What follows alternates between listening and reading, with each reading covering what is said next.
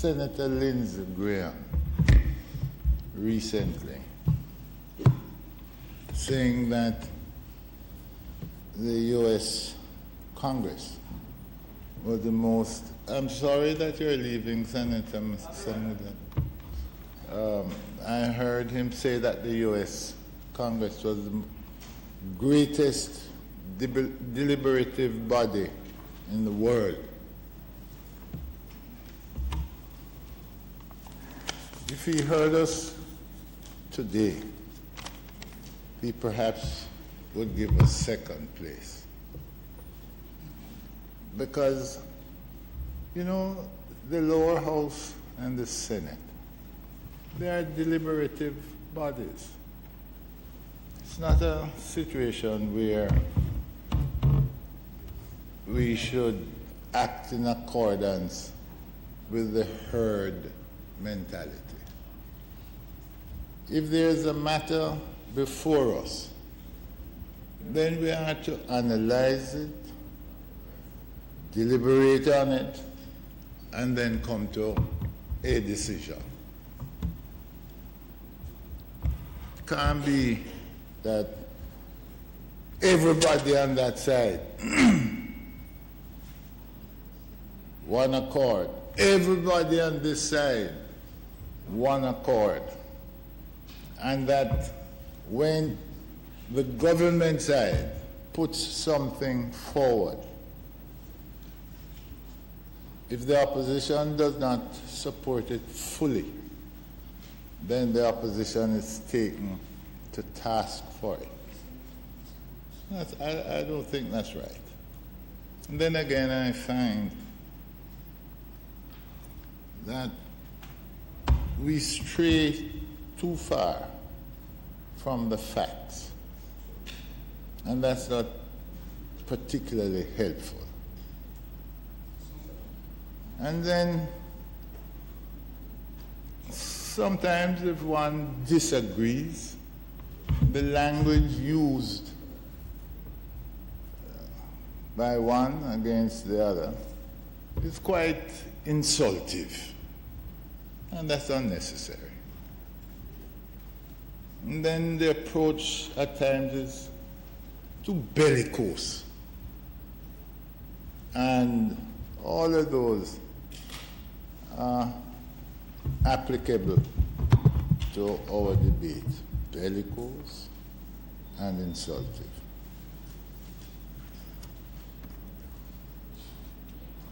I listened to every word that Senator Damian Crawford uttered in this debate. Every word.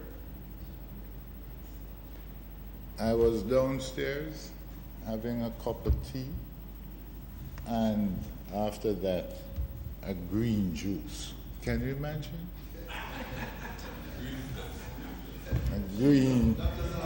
A green juice. And I rather enjoyed the green juice. And you know, during the Manat inquiry, a group of ladies from Tivoli Gardens, who I built up a relationship with, gave me a green tie. And this morning I contemplated wearing that green tie. And then I changed my mind. I said, no, don't bother with the green tie because they're going to say it's theatrics and all that. So I like green. I like green. It's color. In an event, lavender looks very nice on you, Senator. In an event, what? Lavender. There was a song, I know, Lavender. Let me tell you, I want to kind of, after Senator Samuda, kind of drop the tempo, lower the tempo. On one occasion, the leader of government business spoke to my soft and soothing dulcet, soft and soothing. Yeah. And I want to be. No, why do I say that I rather enjoyed Senator Crawford's presentation? He took us to a high level of analysis. And you may disagree with his conclusions, but from what he said, it's difficult to disagree. And from the statistics he produced, it's difficult to disagree. Because if what he said was incorrect, then we would need a state of emergency. We wouldn't.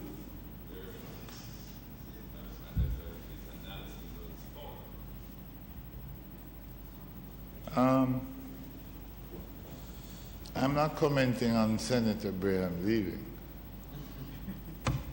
He does this repeatedly.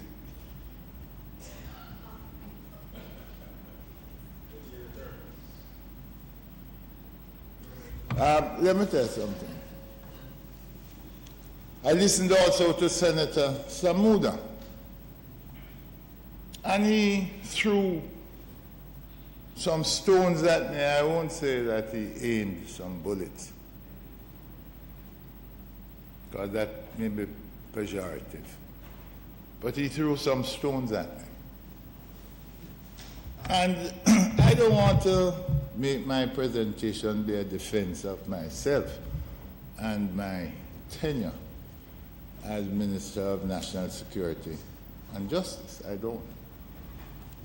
But when stones are thrown, some defensive move is necessary. Senator Samuda, you said my period represented the highest growth in murders. And you said that under Dr. Peter Phillips, that quadrupled in terms of the number of murders in the society. Well, I want to tell you something, Senator Samuda. My days are being referred to now as the good old days. The good old days. Take any 5-year period since I left office, and you will find that the number of murders in any 5-year period is more than my 12-year period. Anyone, any 5-year period. So, you know, and did I, as minister, and did the government then have a crime plan? We had several crime plans. And I spoke to one when we were dealing with this extension the last occasion. I spoke to the Wolf Task Force report. And I made the point, and I'm going to make it again, that was a comprehensive plan which involved contributions from several ministries.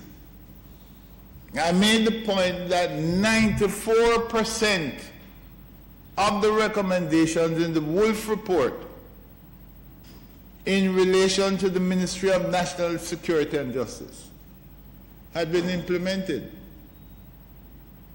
But, and this is not, no, any blame being cast on former colleagues or anything, but there was a difficulty having the other ministries, sorry, understand their role in the fight against crime. And I said that one of the things that Prime Minister Holness had to do was to ensure that other ministries understood that they had a role, a major role to play. The fight against crime is often left to the Ministry of National Security. Can't be. Can't be. And so I want to know, for example,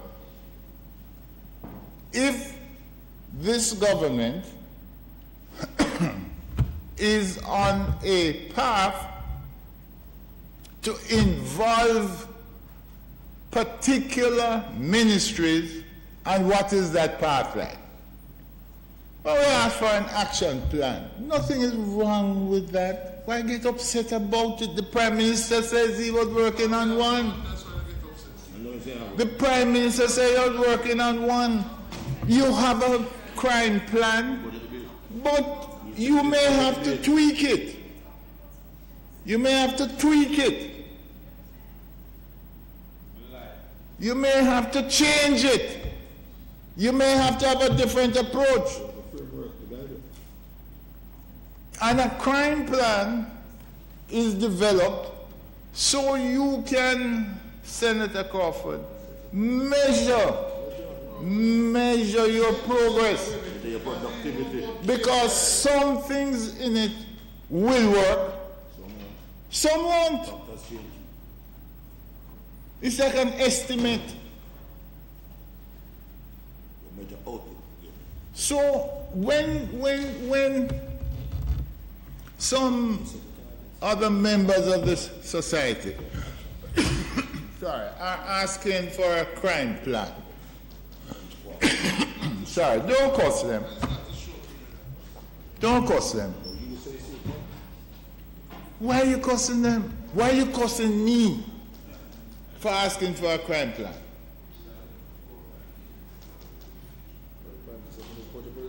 You don't need to do that. You don't need to do that.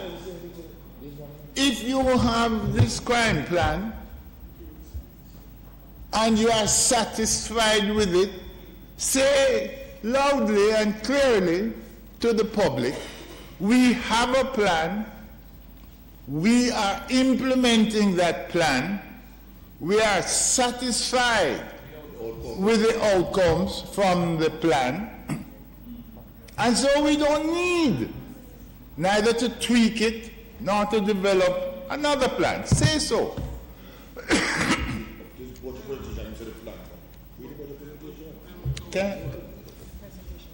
Could I have a little water?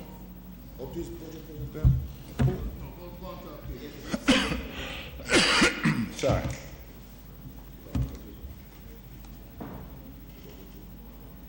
One criminologist wrote in the newspaper recently, what about this, what is this about this crime plan? And then you hear the argument, look, we can't tell you what's in this crime plan. But you say you have one that you have publicized. But you see, when I hear that argument, then I begin to think there's a lack of understanding of what a crime plan, anti-crime plan, should contain. Because it would be wrong, it would be silly to disclose the operational aspects of the operational side of a crime plan. Senator Samuda spoke to, we have been providing this and we have been providing that. And let me tell him, in 1995, we were told, listen, the major handicap to the police force is the lack of vehicles. And in the history of this country, we brought in 813 motor vehicles, new vehicles. 813. One time.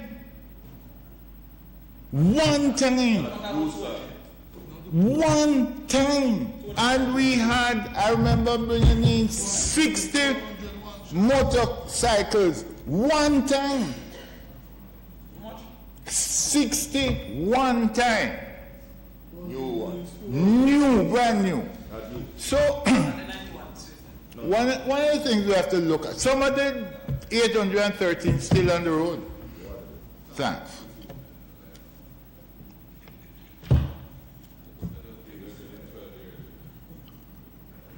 No. One time. No. Remind me. One time means one time means that the importation, purchase of vehicles on one occasion. You looked up at Commissioner's office, a sea of cars.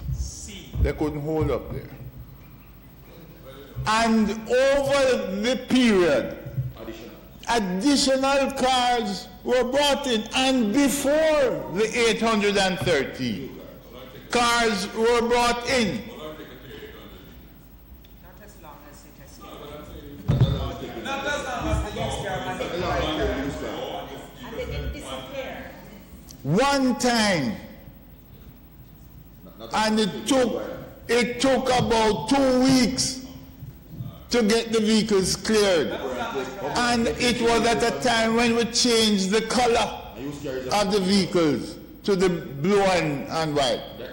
From the I think the color then was black. We computerized the police force. There's a computer center up at, yes, a computer center up at Commissioner's office, where every single address in Kingston and St. Andrew was on the system.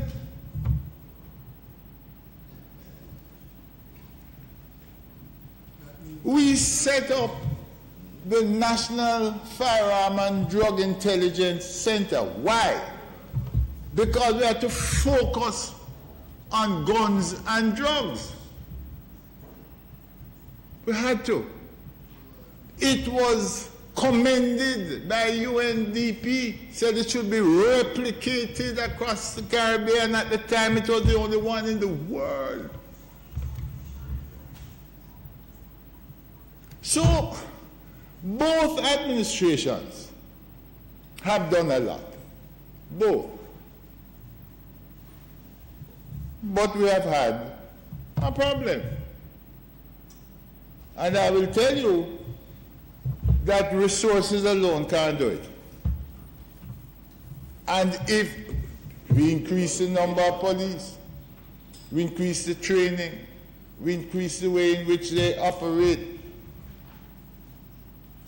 But I'll tell you that motor vehicles, you know, if you read a report, the Tower report, written on, it was commissioned by government in the US after the 1960s riots and so on. And you know, one of the things the Tower report said, that a part of the problem was that police began to police from motor car windows. So they lost contact with the community. And that is why we then moved to community policing. Because the then Commissioner Lee Brown in New York, he had this concept about community policing, and somebody mentioned it this morning. So a crime plan will include all of these types of things. I hear the police complain regularly, and I hear on the political side too, they complain regularly about, persons charged with offenses are too often granted bail and that they recommit whilst on bail. What are we doing about it? You can't just complain about it. And Senator Sinclair will tell you that it is not easy to get bail in many courts across this country. Said that just that people go to court and they get bail. What is being done? We have a law called the Bail Act. The Bail Act has a provision in it for bail centers, so that if an individual is granted bail, one of the conditions is to report to a bail center. Why? Why? Because we have to set the stage for some cultural and behavioral changes. Policing alone cannot stop crime. Is that possible? It can't work. Are the bail centers being used?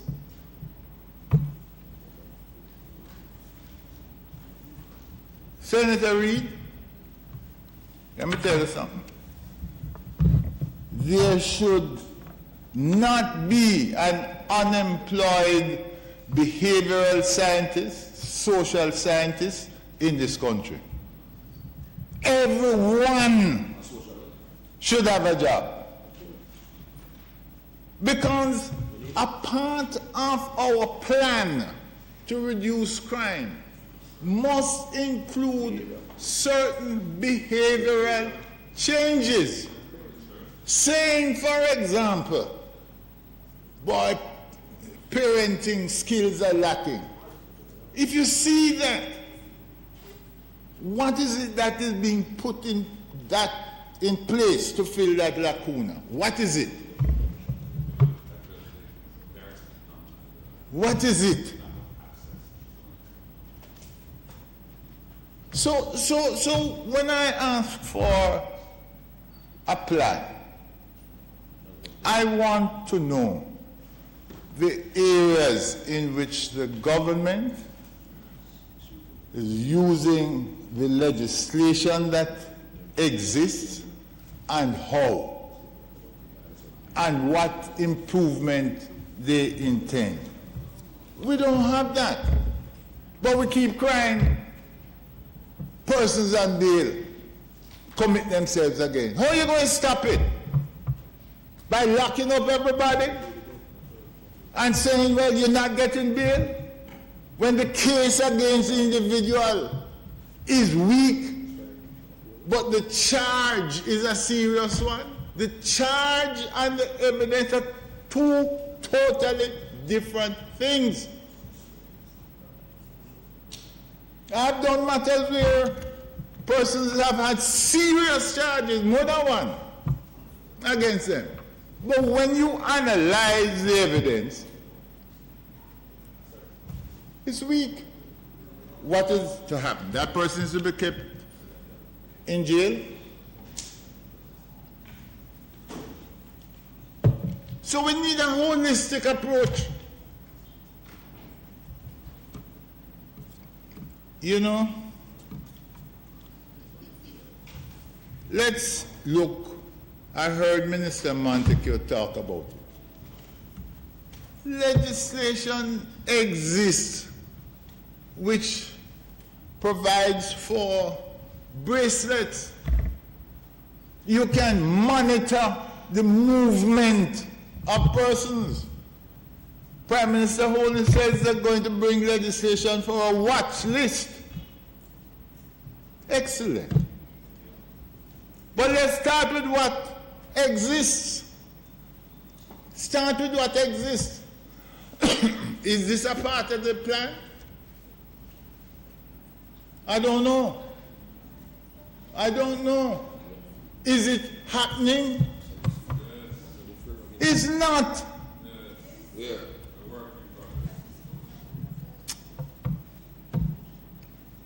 Everything is perfect.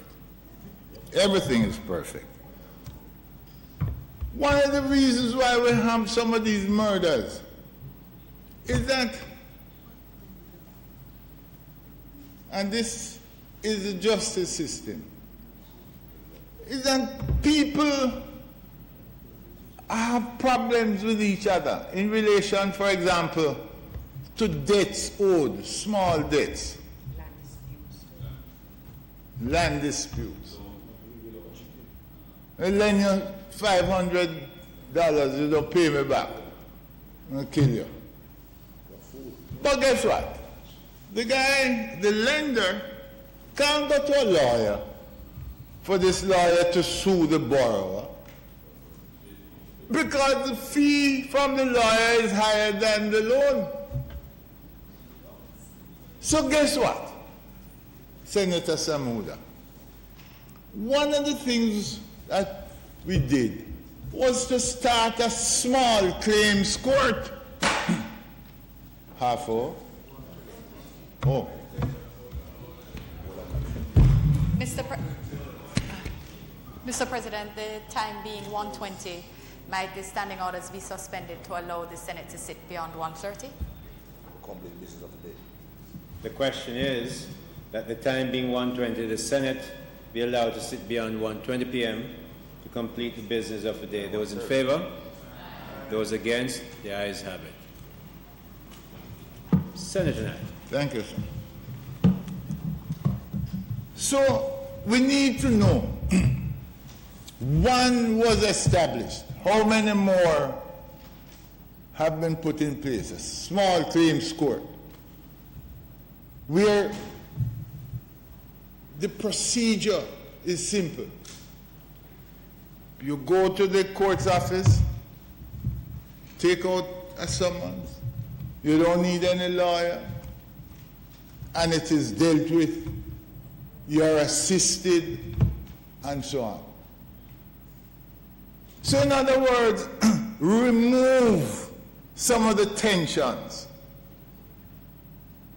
Remove some of the tensions.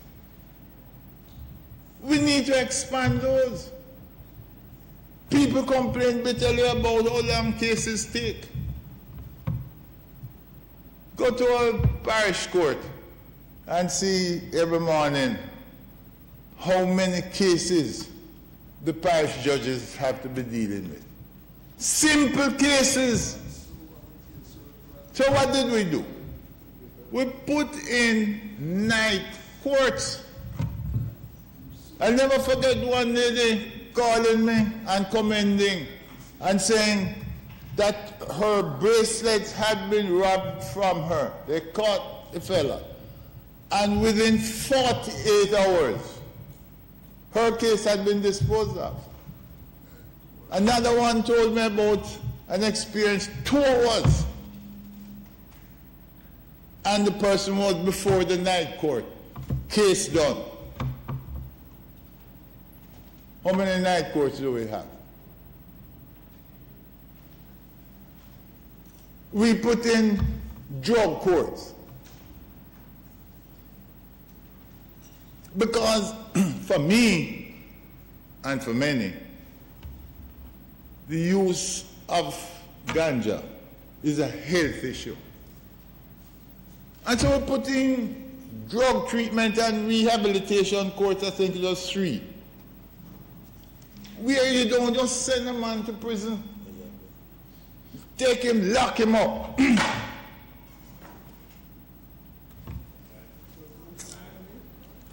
I don't think half hour. How much longer? I don't. Another 15? Another 10? I'd be reasonable. Sufficient to complete it. Mr. President, the Speaker's time having expired, might it be suspended to allow a further? Sufficient time to finish. Extended, not suspended. You're not indicating to me, Senator? You're not indicating to me how much more time you need so I can accommodate? Sufficient to conclude. A what? Half hour. Lord have Sufficient mercy. to conclude. No, sufficient time to complete his presentation. That's what we did last week with you. The question is that the Speaker be given enough time to complete his statement. Those in favour? Those in favour? Aye. Those against? The ayes have it. Senator Knight. It's a health issue. You would know about those courts. I think it's 3 of them in the country. And a number of persons who have been to those courts were persons who were committing other offenses. But because they are being treated, then that which is a causative factor in the commission of the offense is removed. So when we're talking about fighting crime, it's not a one-dimensional thing. It's not.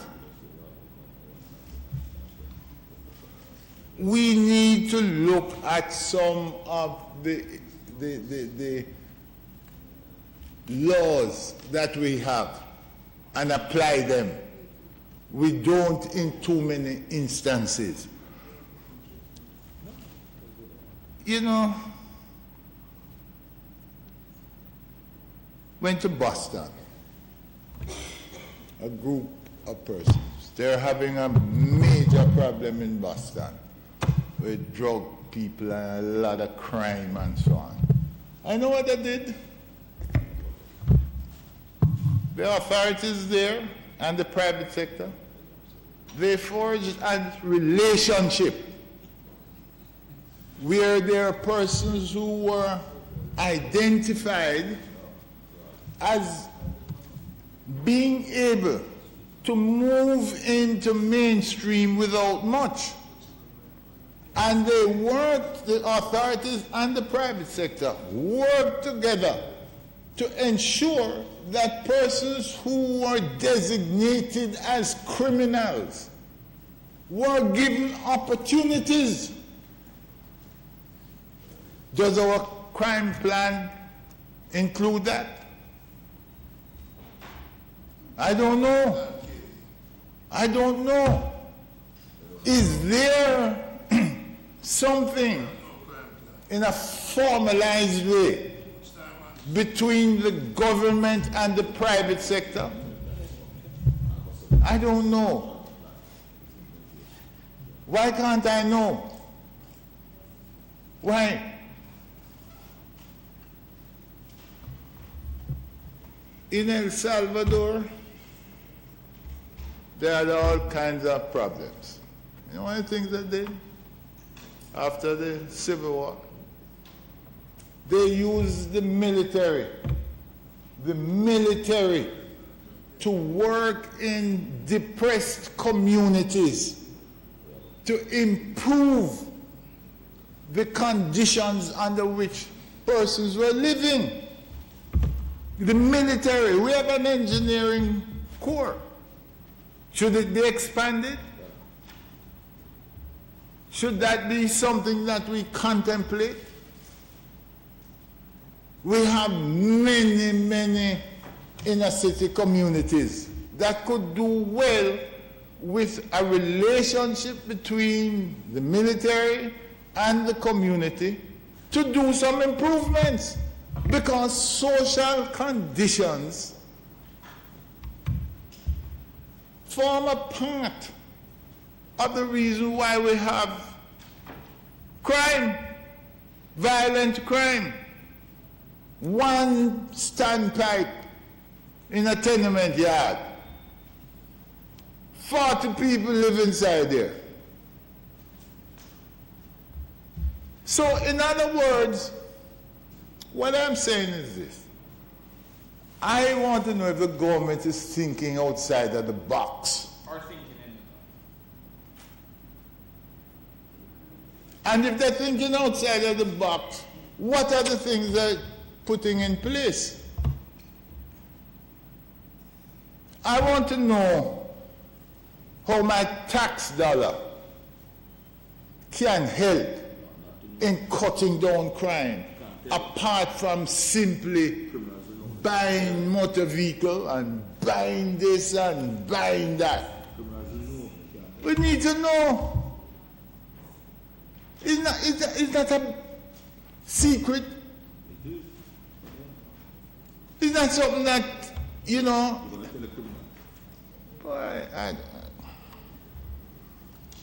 Boy, we keep saying together we can win the war against crime. And people must give information when they see crime and that. But it takes more than that. We used to have a multiplicity of neighborhood watches across the country. Some worked very well, some worked not so well, some didn't work. And we had the consultative committees which came out of the Wolf Task Force report. What were they? They were structures through which people could become an integral part of the fight against crime. Are we pursuing that? I don't know. Is that a part of our plan? If not, why not?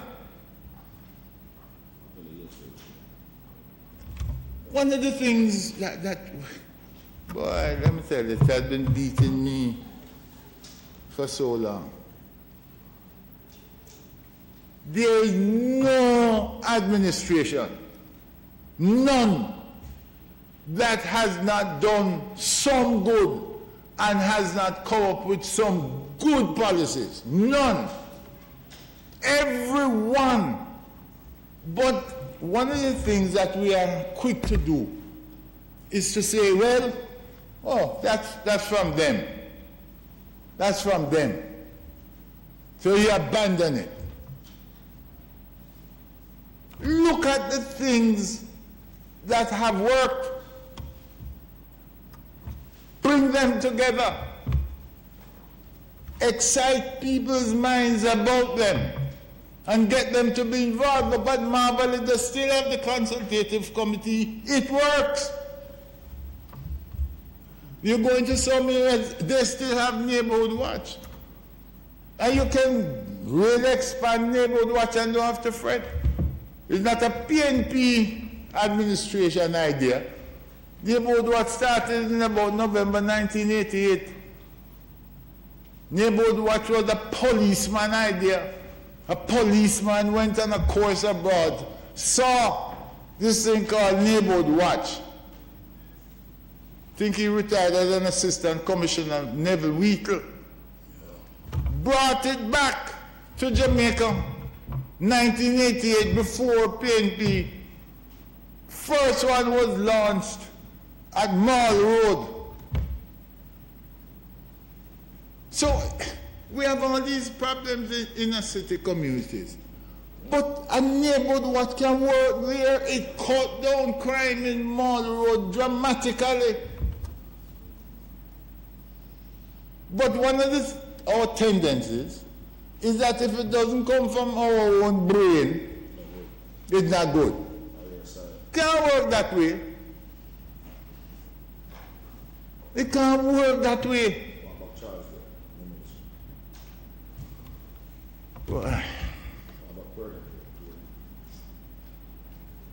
This state of emergency, the government costed opposition, and say people must rise up in court if they don't support it. That's not right. That's not right. It's a deliberative body.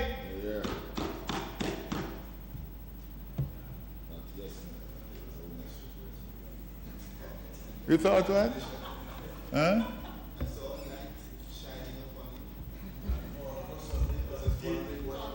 The light of the Lord, the light of the Lord shineth upon his son.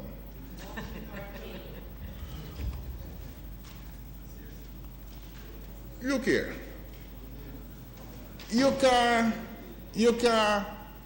ask an opposition to come along with you if you stay on the opposition back and cuss them. It can't work.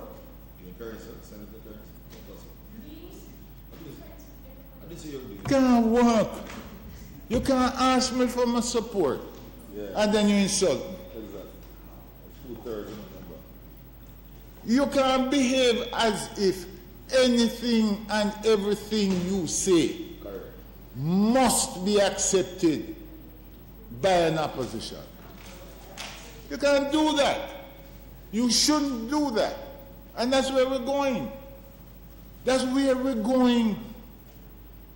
We mouth a desire for unity. And by our words and sometimes actions, we create disunity. Can't work that way.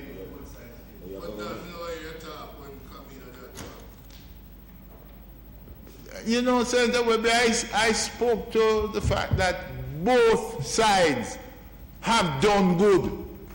Otherwise, the country wouldn't be where it is. Because there has been progress in Jamaica.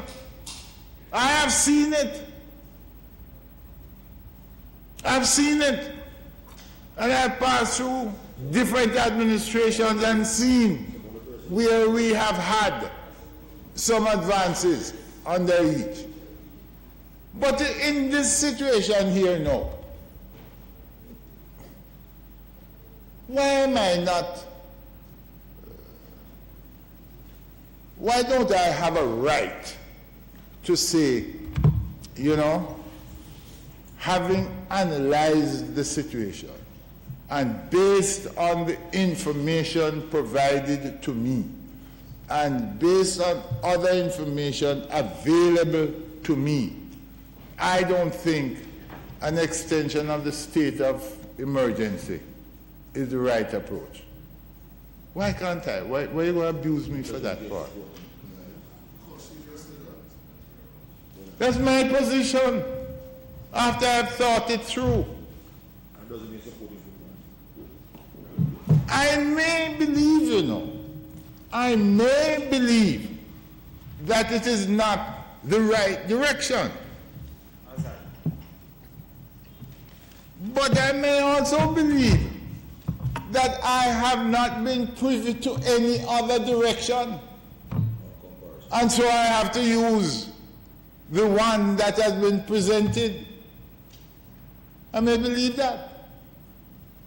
But that doesn't mean I can't speak against it. I said the last time that a state of emergency is a temporary thing. And it can only be the part of a plan. And you know, the statistics revealed by Senator Crawford shows one thing, which we all know. Criminals are peripatetic. They move around. They move around. And we don't have the manpower. Is there a plan to increase the establishment of the police force? They say that the ratio is 1 policeman to 250 when it's, that ratio is at its optimum. We have what? 11,000, Senator Charles, 11,000 police? Establishment of 11? No, 14,000. 14,000 and a strength of 11. When you look at a strength of 11,000, you know what you're talking about? They work on shifts. On each shift, you're talking about 3,600 policemen. 3,600. You work that out now. And of that 3,600, someone leave, some sick, some don't report, and so on. So it gets less. So this thing where we believe that the police can solve crime,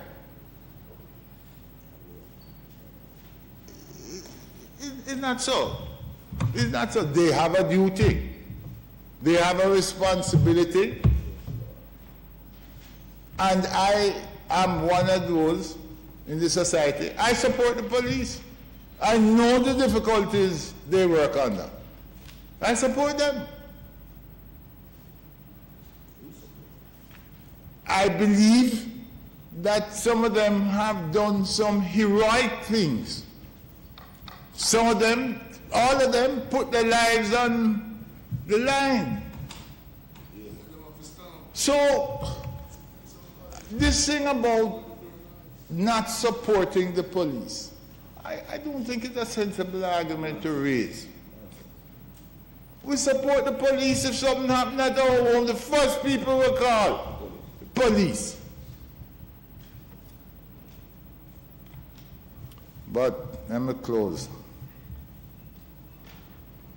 I'm going to vote for the extension. I'm going to vote for the extension. On the last occasion, I had said also that if we didn't have a crime plan, Senator Samuda, by the end of April, I was going to get some people to come out on the streets and demand it. And let me tell you something, I don't talk with water in my mouth. I started to mobilize. And I have mobilized many. And the plan was to have it next week, Tuesday. Next week, Tuesday. I don't know. I prepare, Senator Samuda said, I prepare my case. I prepare what I'm going to say. I read what is presented to me in the Parliament. And if I say I'm going to do something, then it's because I know I'm going to do it. But I'm reasonable. And I'm going to tell you why I'm going to have to call around. And persons who were given the task of mobilizing in various areas, I'm going to say to them, hold straight.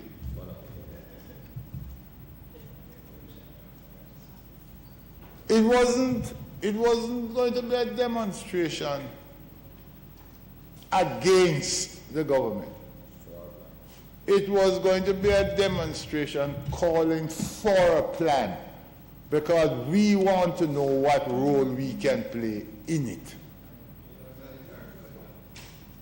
There's nothing to clarify, Senator Webby. Nothing, because I spoke very clearly about it.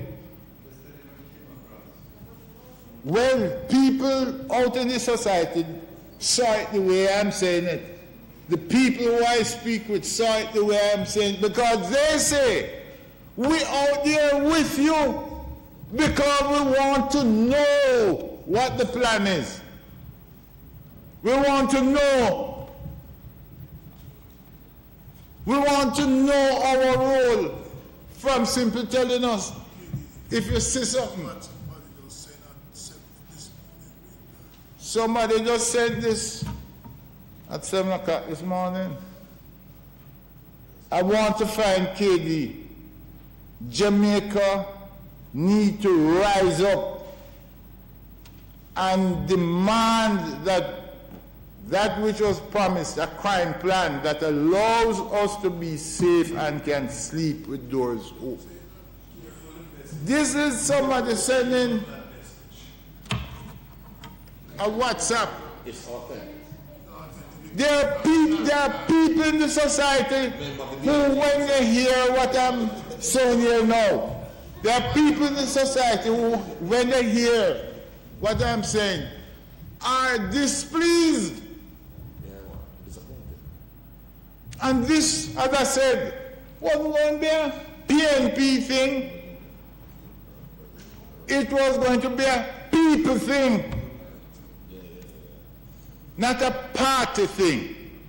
But I'll tell you that a large part of the base would come from PNP supporters. There's no doubt about that. But some would come from Labour right too. For Labour right, tell me that they plan to come out with me. Labour right, tell me that.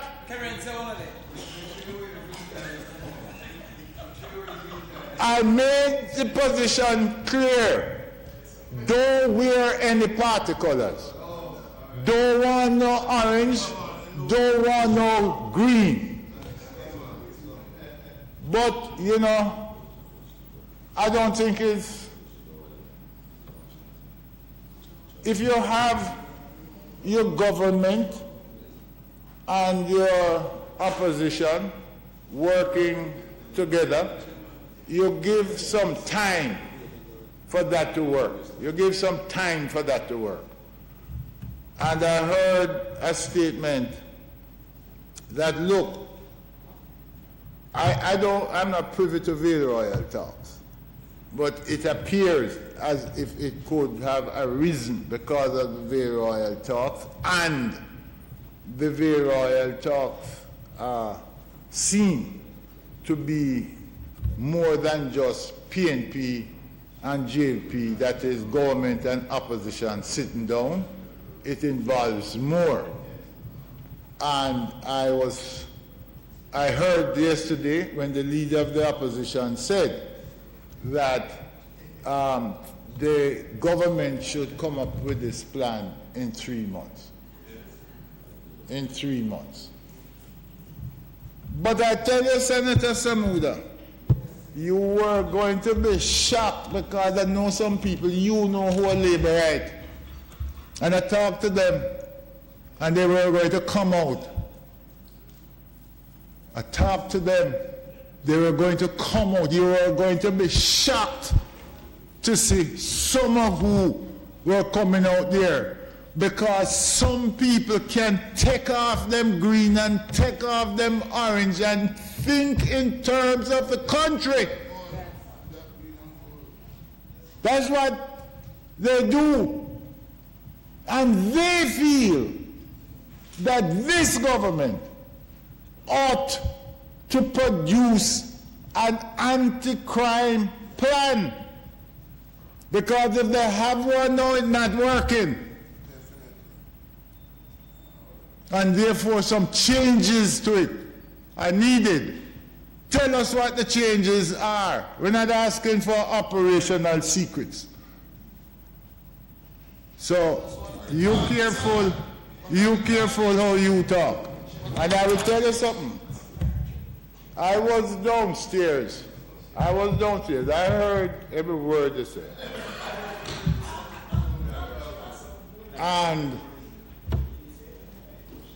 And Senator Samuda, I don't come in any aggressive mode.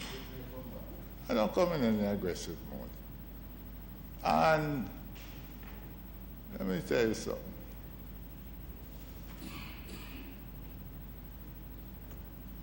I had regrets as Minister of National Security and Justice, because in the area of murders, we had a problem. But what you have said in the Senate is wrong. Any 5-year period you choose, from the day I leave office, they had more murders in them 5 years than them had in my 12.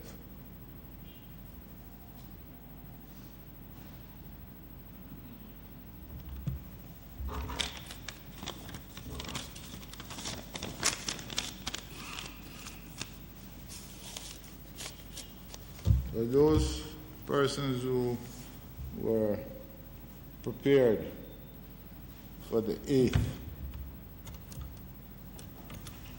I'll be in touch with you just as I was in touch with you to get you roused up. I am going to be in touch with you to cool you down.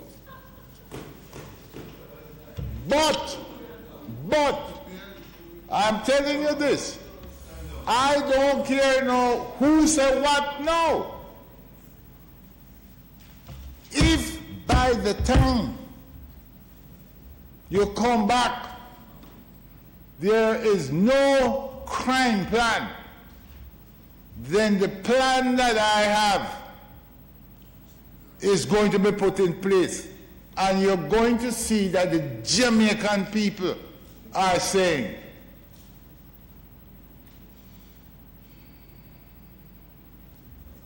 put something in place and work on it. Let us assess whether it is successful or not. Tell us how we can be a part of this plan. Include us in it, because we want to be an integral part of it.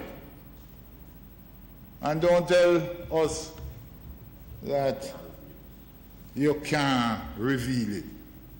Some secret plan. That secret plan resides only in the head. And I don't think it resides in the head of two. Because I don't think that one knows the plan from the other. So work on it.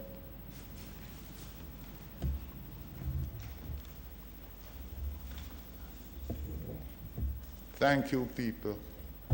Thank you. We will be in touch. Hold fast.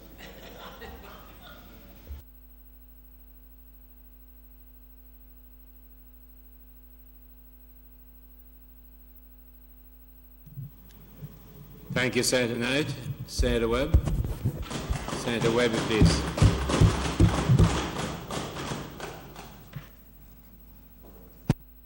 Sorry, thank you.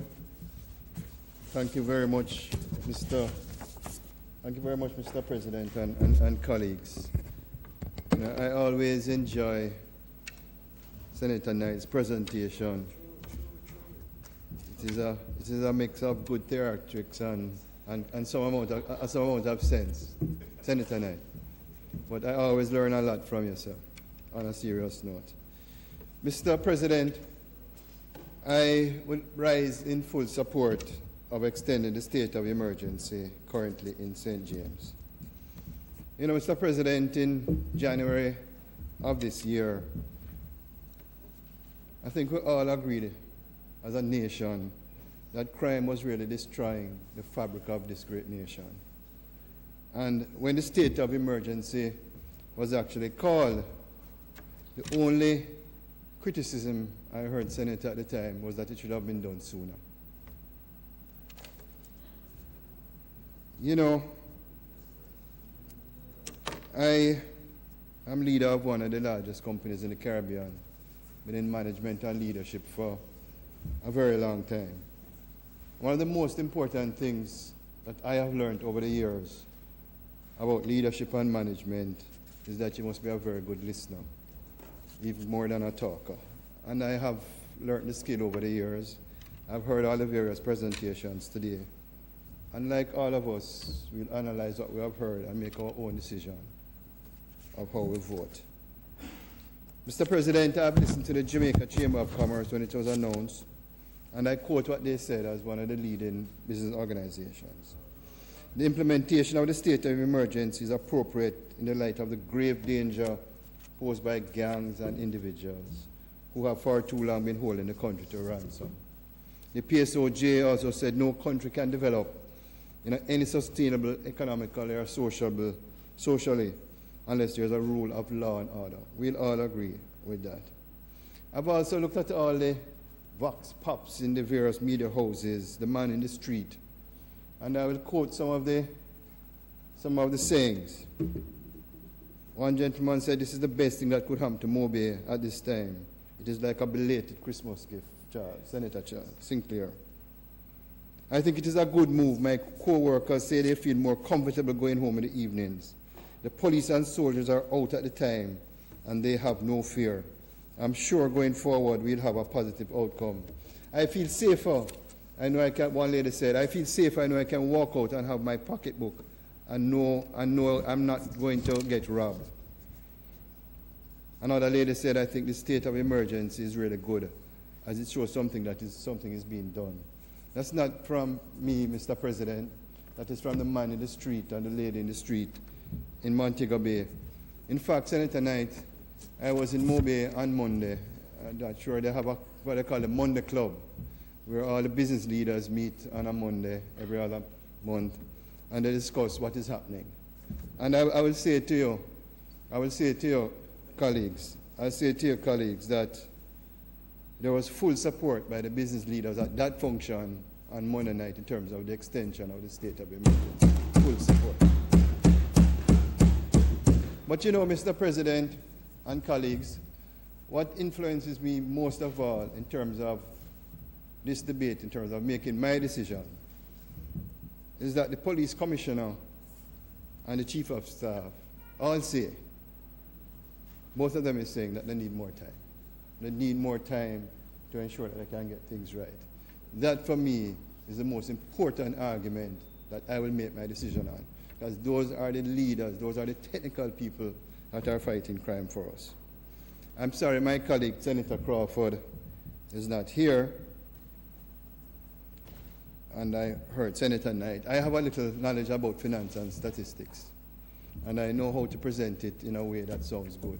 But he's much better than I am, but I'll not do so. He and I have agreed that we're going to have lunch because he has a lot of flaws in his presentation. But one of the things is you have to say, first thing you have to analyze when you're looking at numbers is what if scenarios. What if we did not have the state of emergency? What would those numbers look like? Anyway, we can discuss it. We don't need to get into the details. Having said that, the fact is that the crime rate is down close to 70%. That's the facts from January to April 2018 compared to 2017. Having said that, Mr. President, I actually share the views of the PSOJ and many other Jamaicans that the state of emergency cannot and must not be viewed as a remedy indefinitely to solve the crime problem. This has been repeated over and over by members in the government. You can't expect that the state of emergency is going to be here indefinitely to solve the crime problem.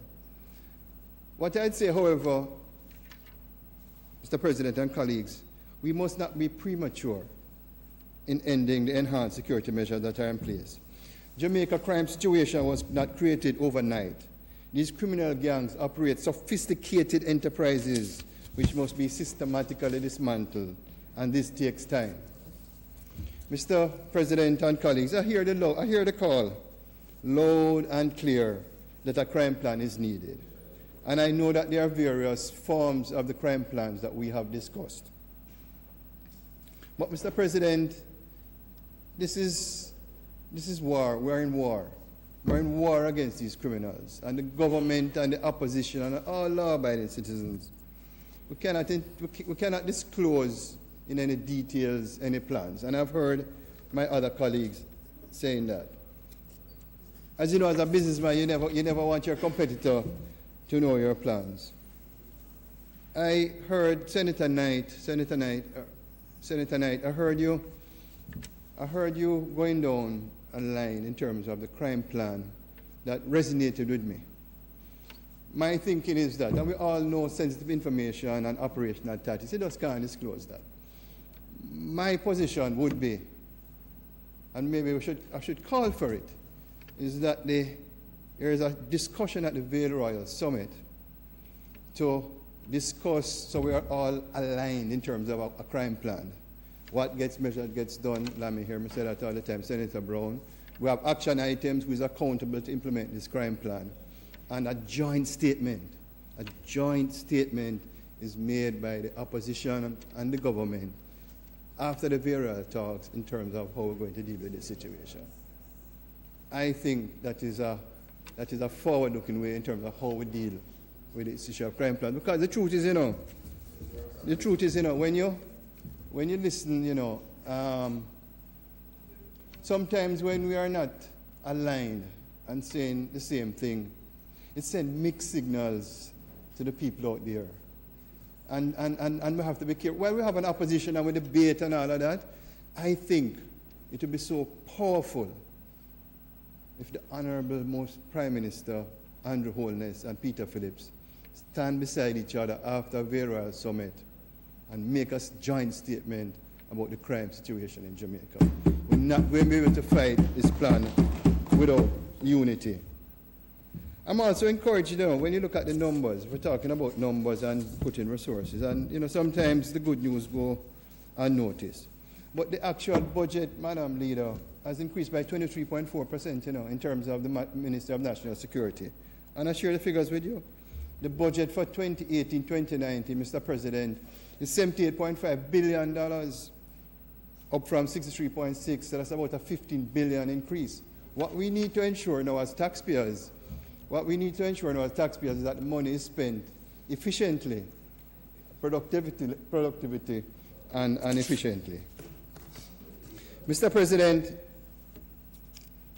I also believe, strategy is about choices. You can't do everything at the same time. And I know that there's a lot of bills on the legislative agenda, but I think we need to focus on a few. And I agree with, I think it was Senator Knight, who made the comment that there are legislation on the books already we need to enforce.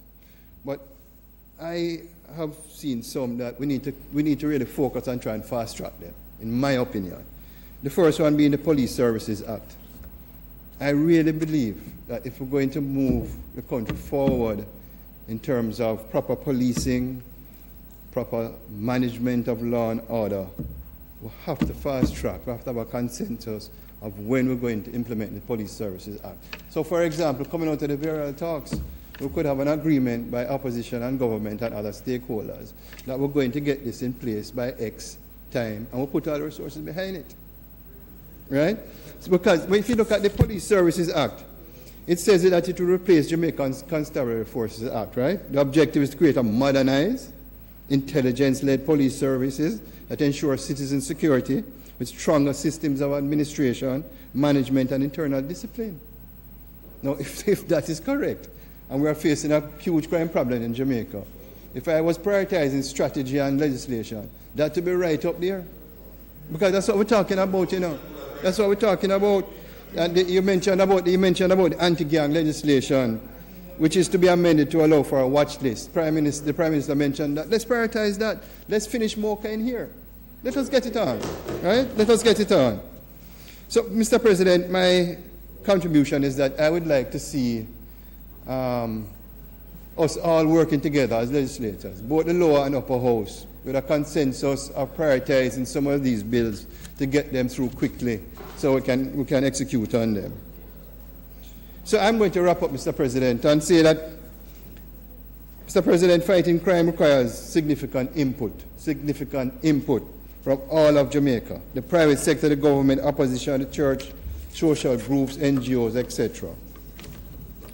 But I leave you by saying this, Mr. President.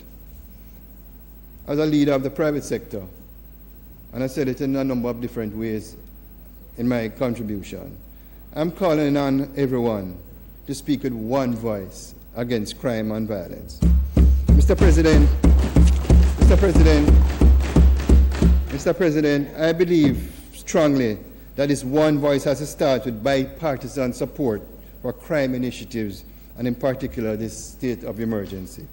Politics should not have a place in the fight against crime. Death, pain, suffering cuts across borders and colors, Mr. President. Let us not send the wrong message to the criminals. Don't let them think, us in this honourable house and the lower house, that we are weak. Don't let them think that we are divided. Let them know that we are united and resolute. This war on crime is one that we must win as a nation. Mr. President, I thank you.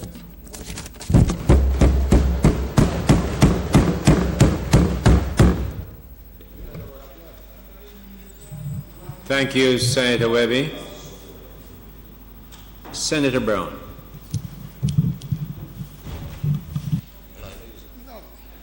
Thank you, Mr. President. No, I don't want to clap. I don't want us to clap today. I don't want us to clap today. Mr. President, this debate is taking place at a very somber moment in our country. Yesterday, 7 persons were murdered in Grange Hill. Mr. President, social media carries the following message. Unsolved, not looking good at all, far worse than reported. Can you imagine a father being shot and trying to protect his 2-year-old baby? Tries to cover the baby with his body. The killer pumped the bullets in the father, then kicked away the father's body and emptied his gun into the defenseless 2-year-old. Report on social media continues. You should see the doctors and nurses crying, looking at the lifeless body of the 2-year-old and not being able to do anything. It is in that context that I find offensive the loud applause and the clapping of desks today as if to say all is well in our country. I find it offensive. I find the smiles offensive too, because our people are suffering. Our people are meeting hell in this country. And we are all pretending as if all is well. It is not well. It is not well. Mr. President, on Saturday, and Minister, you said Sunday, it is Saturday, for 3 hours, members of the security forces were pinned down in an upscale part of Montego Bay in the middle of a state of emergency. And the firepower that those security force officers face for that 3 hours was so terrible that the police had to be making desperate call for support and backup. In fact, the report said that the policemen ran out of ammunition in that 3-hour fight. So I hear the sanctimonious praise for the police today. I sympathize with the family and with Corporal Fisher because he has a name, who was shot in the shoulder, another part of his body, on Saturday in upscale Montego Bay, where the state of emergency exists. I sympathize with the other 3 members of the police force who were shot in that 3-hour standoff and shootout with criminal elements. And if we're really serious about the police, Senator Matthew Samuda, let us pay them a decent salary increase.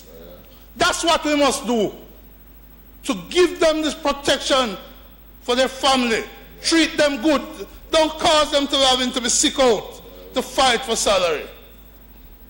So again, if we're really serious about the praise we want to give the police, and they are due every ounce of the praise, let's treat them good. They are on the front line. They are defending us, but we are not defending them. 5% can't help them. Can't help the rank and file. we need to recognize in your $15 billion more, Senator Webby, that the police deserve more salary. Want to sit? I'll come back to the issues of the police. Mr. President, while I'm sitting here, I'm getting a message, yet confirmed, that 2 more persons were killed in Westmoreland today. That's 9. 2 on top of the 7. I'm getting a report that there's a murder in Granville in St. James, where there's a state of emergency last night. Mr. President, the situation is not well with the country. It's not the police fault, and I'm going to come back. It's not the security forces' fault. It is the failure of political leadership. And I'll come back to that. Mr. President, last year, February, on the 3rd of February, I gave a speech in the Senate, in the State of the Nation debate. I said, in respect, and I made some proposals for dealing with crime. I said then that the issue were the gangs and the guns, that we needed to get the gangs and the guns. I said that last year, February. I said the fear stalked the land. But the government was smiling, did nothing, listening to themselves. I said that from February. I came back in July while senior members of the security force sat in the well of the parliament, and I said the issue was the guns and the gangs. And Senator Webby, as a businessman, you know that you must have a strategy, a plan with key performance indicators, KPIs, key performance indicator, which tell you if you're making profit or not, which tell you if you're making progress or not in getting the guns, in getting the gangs. What kind of plan you can have that doesn't tell you what is this milestone which shows achievement? How do you know if you're making progress or you're falling back if you don't have these key performance indicators? How do we hold our commanders responsible if we don't have these key performance indicators? So I spoke last year. When the Zozo bill, I remember some of the speeches. Oh, Zozo was a game changer. I remember my friend Ian Boyne writing about that. Well, Zozo has been a spectacular failure. Because while Zozo in Mount Salem and Water superseded with a state of emergency, that's not the security forces' fault. That's a political directorate fault. We are at Zozo in Denham Town. I raised in here that people were killed. And the minister got up and said, no, it's outside of the Zozo. Well, minister, you can't get up today and tell me that the recent killing inside of the Denham Town Zozo was outside, because the entire country now know that while the Zozo is in place, killings took place in Denham Town. In fact, what makes it worse, Mr. President, we're told that the people had a feud outside and they brought it into the Zozo to kill the people them. The country is in a dire state. Yes, murders have been reduced in St. James, and I applaud that. Yes, murders have been reduced in North St. Catherine, and I applaud that. But anywhere you put so many police officers and soldiers, you must expect that result. But let us not pretend, as Senator Crawford pointed out, that that is the totality of Jamaica. The truth be told, Mr. President, the security forces members, many of them young trainees, are burnt out because they're spending long hours in those states of emergency and zones of special operation. They burn out. Look at the sick leave for them. And what's happening there? Long and unproductive hours. Unproductive because they're not getting in the guns. Long and unproductive because they're not crashing the gangs. And I must tell you, Mr. President, I'm disappointed that we could have so many speakers from the government side. And nobody spoke about the fact that in Montego Bay, upscale Montego Bay on Saturday, there's this 3-hour shooting in the middle of the state of emergency. Was that success? You know what bothers me more? And I said it at the risk of anybody saying anything. Is that in Jamaica there's a saying that you never see smoke without fire. And guess what, Mr. President? The rumor mill on Saturday. This is the level at which people think about politicians. They were talking about which government politician owned the house. I am happy that it has turned out that it is not connected to any politician in government or in opposition. But the fact that people can think so does cause in the Minister of National Security to be on radio saying, it's not me, it wasn't me. That must shock us as parliamentarians, that the people out there could even think for 1% that one of us could be protecting criminals. And this is no surprise, because people said that the protocol house was the place of a president other than Aristide in 2010. The protocol house in St. Anne was the residence of another president other than Aristide in 2010. The citizens of Jamaica are looking at us and saying, guess what? Some are wrong. Mr. President, how can we debate the state of emergency in the country, St. James, North St. Catherine as it is, and the police are investigating a politician, a councillor of the St. Catherine Municipal Corporation, whose gun was found with some men in a car away from him? Some are wrong, and the people are distrustful of us because they're saying that we are part of the problem. When that 3-hour standoff shootout in Montego Bay, people could be asking is which minister house. That says something about us. And that says something that we need to clear up. It doesn't have to be true, but the perception out there says a lot. It means that people don't trust us as parliamentarians, and they don't trust government ministers, if they could even think. You know, Mr. President, it reminds me of a very smart lawyer. I think his name is Michael Avenatti. And he said, or was it Comey who said it?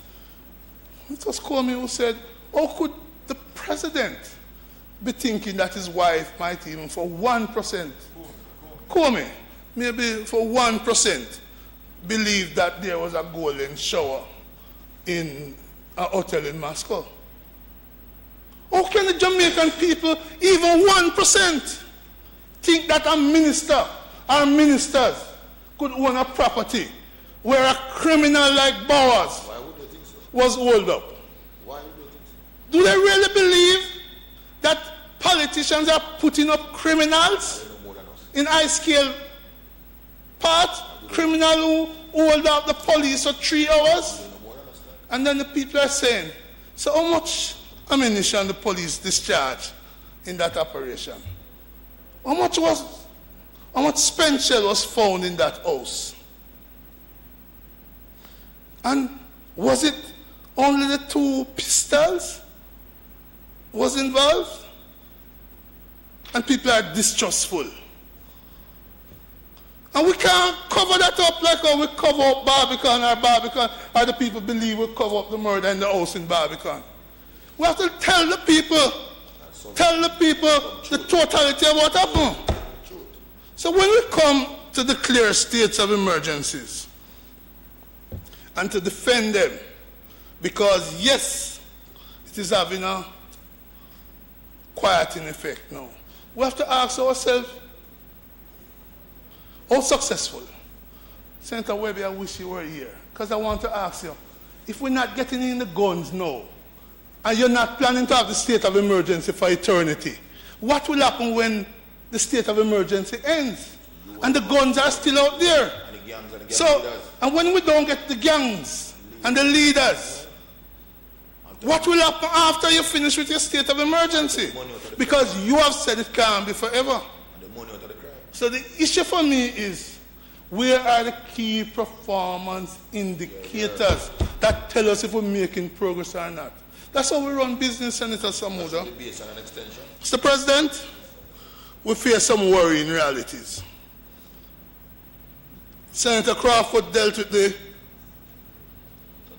statistics. I use the same source.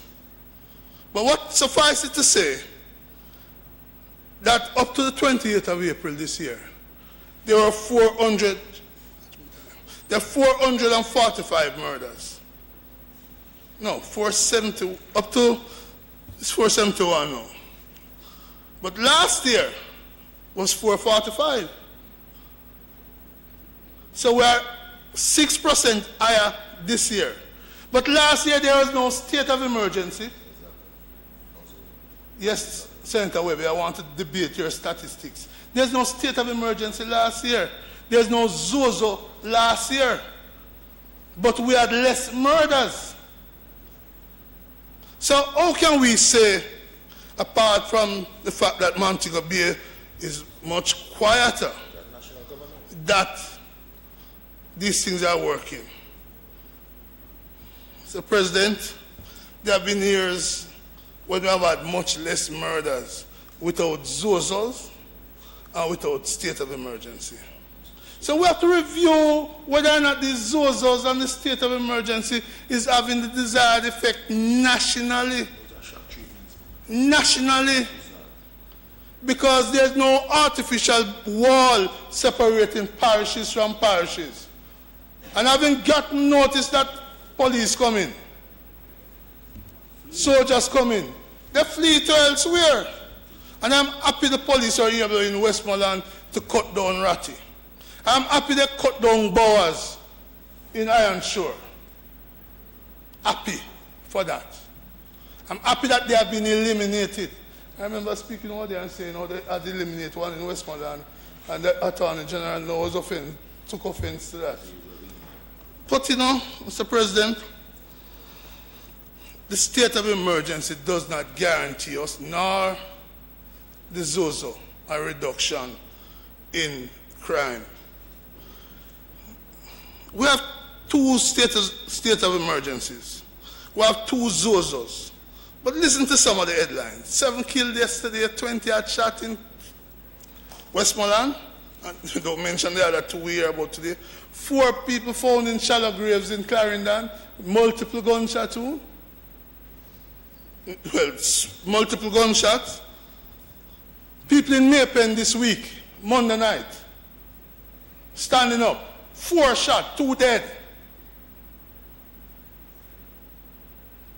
2 killed in Trenchtown in front of their mother. Her mother begging for them not to kill others. That's the state of the country we have. That's the state of the country we have. And that's the state of the country we have. RJR a week ago said murder skyrocketed. In Montego Bay, drive-by killing in Spring Mount, St. James, in the middle of a state of emergency, and not faulting the security forces. They are being set up. They are doing their best. Inadequate resources. In fact, Mr. President, there are those who believe that what we have done is to pull resources from other divisions into Montego Bay, and the criminals have moved from Montego Bay into some of those divisions. And Westmoreland, where we have had a 16% or more increase in murders, is the casualty of that. So we need a plan that not only that must also look at Montego Bay, But it must look at the rest of the country, because the rest of the country is bleeding and people are in fear. And don't tell me about you have a plan, but you're not telling us, because nobody asks you to tell the criminals about the plan. But the plan must demonstrate that you have key performance indicators so you know if you're making success. You know what I say, Mr. President? If you don't know where you're going, any road take you there. So now we're saying Zozo is taking us to a safer society. That's really taking us nowhere. We say state of emergency taking us to a safer society. Not going there.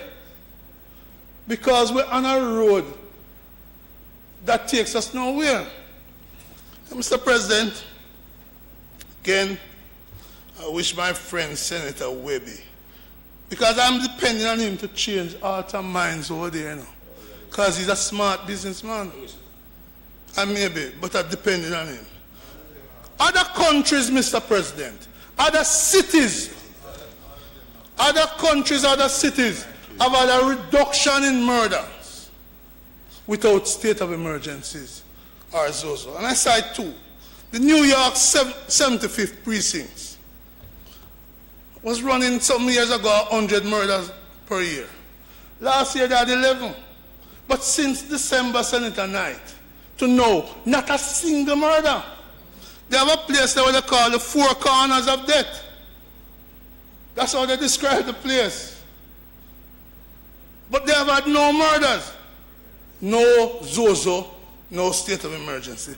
Chicago, similar population like us, they are reporting 14 consecutive months of reduction in murders. Chicago, where they have a weapon gun.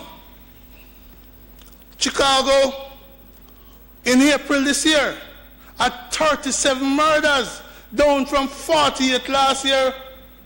Other people have done it, reduced murder without Zozo, without state of emergency. They have done it. So we need to ask ourselves, how can we, like Chicago, get a 21% reduction in murder? How can we, like Chicago, get a 29% reduction in shooting? We have to look elsewhere. We have to look at best practice. We have to look to see what worked for others and try and adapt it for us, which is what Senator Knight was saying was attempted in the past. Best practice. You know, Mr. President, how did they do it? Their political directorate, the mayors, governors, work with the security forces to do smart policing. They work to identify the problems. And having identified the problems, they then say what resources we need to put behind solving those problems. Both in New York and in Chicago, they identified two of the same problems we have: gangs and guns. So what they did, put resources to go after the gangs and the guns. They employed more police. We are short 3,000. They invest in technology, gunshot detection systems, predictive crime software, the quality of their vehicles which allow them to track and read license plate. They have done it without Zozos and state of emergencies. I get the feeling, you know, Mr. President, that we love the draconian. I have had to oppose people wanting to be able to change laws in this parliament by orders. I have opposed, and we got them to withdraw it, that people saying the Contractor General shouldn't be able to investigate some contracts. But you know, President, there have been 6 usage of the Emergency Powers Act in our country since independence. 6. 1 in 2007 for the hurricane. The rest of them had to do with crime. 1 in 1968 before the Prime Minister was born.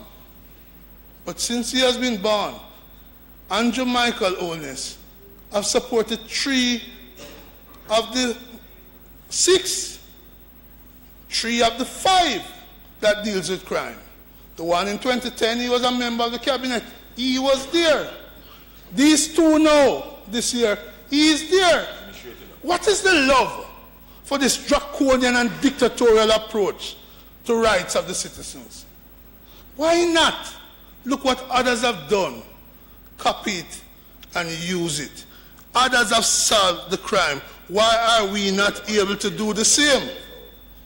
And this is where, Senator Knight, your call, echoing my call of February last year for a crime plan is so relevant. Because unless they don't know what a crime plan is, it talks about your strategies, and don't give me the 5 pillars. Because we've heard those 5 pillars, they are not a crime plan. Those are thieves. Don't give me, let's remember, when the Prime Minister spoke in December 2016 at Rocky Mead, the Chief of Staff installation, he said a plan is coming. His budget presentation. In the September before that, he said a plan was coming. February, budget presentation. So the Prime Minister understands it. I understand that you all don't understand what that is. So let us be clear. Let us be clear. Others have done it without Zozo. Others have done it without state of emergency. We too can do it. We're going to support this because the opposition we didn't have to come today. But we've come today because we're going to support this extension. But let us be clear. Let us be clear. We cannot, as you have admitted, continue the state of emergency in perpetuity. The answer to that is a crime plan. A crime plan which involves things like Unite for Change. A crime plan like Bunting did with 400 new cars, not the mother of all Bandulo's deportee cars.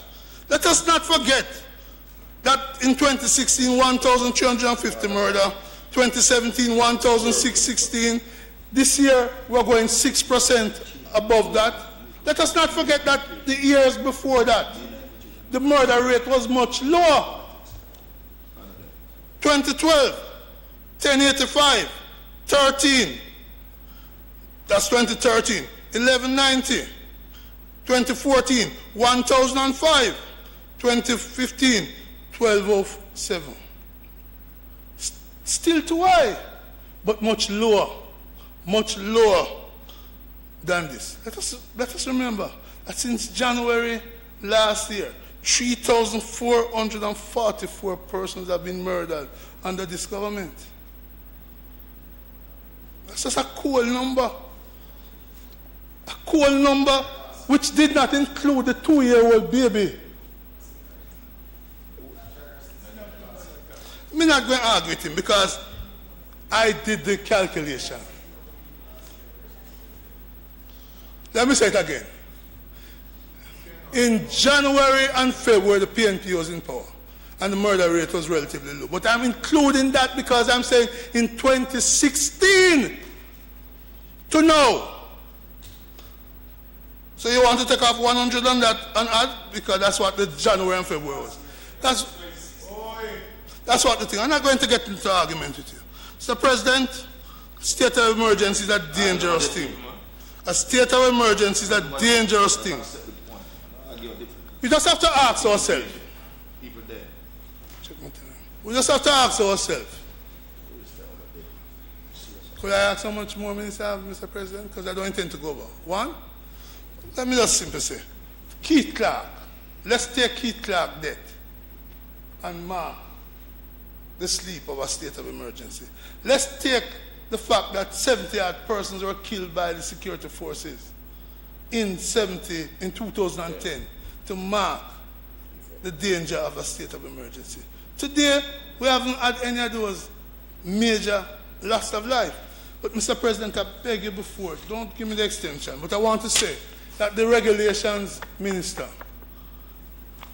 is a regulation that is a wartime regulation coming from the British in 38.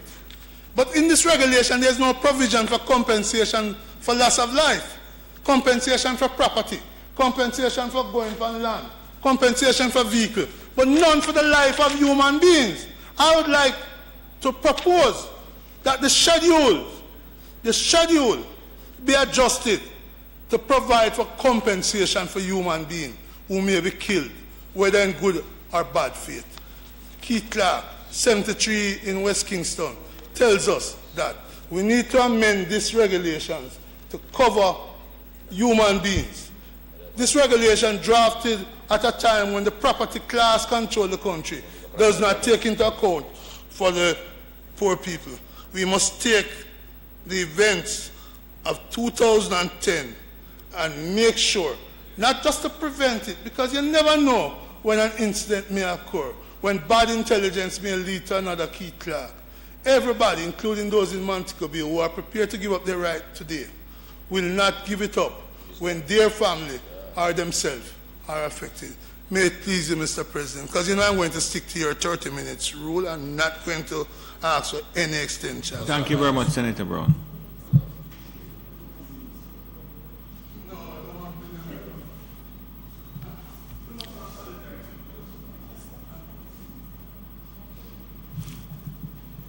Thank you, Senator.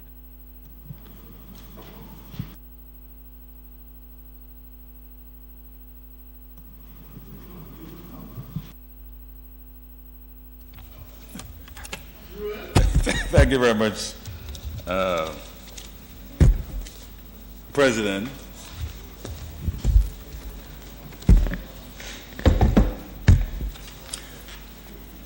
I rise to give my support to the resolution.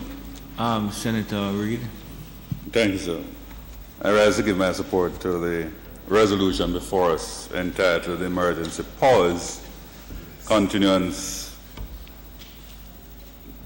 Number 2 Resolution 2018. So, President, when the state of emergency was first declared, we perhaps did not anticipate it would have been such a success. Residents and visitors alike in St. James feel safer and undeniably grateful for the presence of additional security forces in the parish.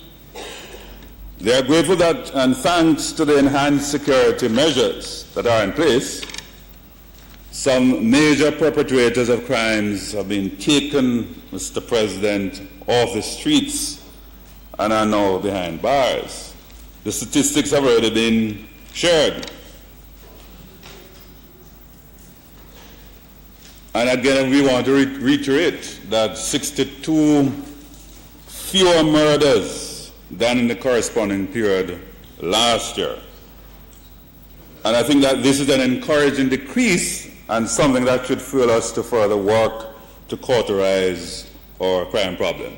I know it's so ironic, Mr. President, that my good friend Senator Brown on that side, as he mentioned crime plan, was one of the ones calling, if you recall, Senator Colonel Charles, about what the government was doing about St. James. Citizens, business interests were asking for radical intervention. And so, what was called for in dealing with the matter relating to St. James was not a national effort in the sense that there were unique issues to St. James and indeed St. Catherine North.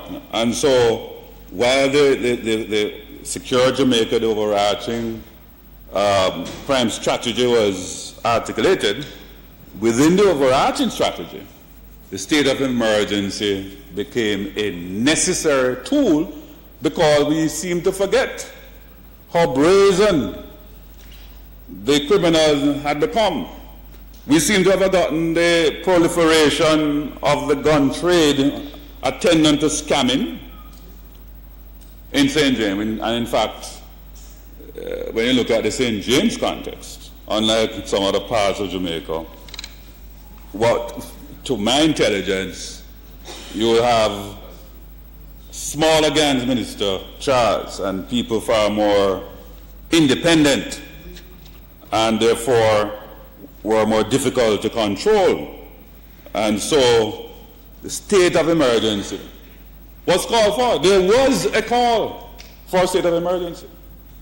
And so as we are seeking to extend this activity, is in the context that we must get to the heart of bringing normalcy to these communities, and so normal policing can take place. I want in my presentation, Mr. President, just also speak to, as a ministry, Minister of Education, Youth and Information, the context of clear, hold, and build. We have to look at this matter as a long-term approach. We have to deal with the short-term issues to bring control, and it in fact has been an extraordinary activities that required extraordinary intervention, and that has taken place. We have seen the result. And as the Prime Minister and this administration has said, what you don't want, as we have seen some, yes, ballooning effect, that we end this activity so soon that there's a waiting out and we are returned to normal. And that's why it is important to extend so we can institutionalize a new culture, bring the social support services to bear in the transformation of these communities. You've heard from Senator Charles how we've seen activities in terms of registration of birth, IDs, and so on, and normalization. We're thinking of bringing in other infrastructure improvement. One of the things we're looking at, certainly as a Ministry of Education, is have an overarching school bus system. So, you know, we have a lot of poor families and children who need to be taken to school and back, and we want to improve the lives and conditions of these residents. That does take time, and so we must use the time within the law. I think the Prime Minister and the Minister have been very clear that in this dispensation, there are no proliferation of unsigned detention orders and the abrogation of the rights of the citizen, that we are doing it with respect for human rights. But equally, we have to be clinical in going to the heart of the problem. I want to also say, Mr. President, that I've been living in this country, and I'm not going to, if I wanted to ascribe the root cause of this problem, as Senator Brown has alluded to. You mentioned political will. And the truth is, Mr. President, that we saw a country that was developing, and political activities and leadership retarded and reversed those growth trajectory. And what we saw was emerging underground economy, organized crime took over, because two things were happening. Is that the economy was not expanding. If you recall, we had a major challenge towards the end of the 1970s in regards to the birth rate. That's why we had to introduce two is better than too many. And we were not able to build enough schools in the first instance.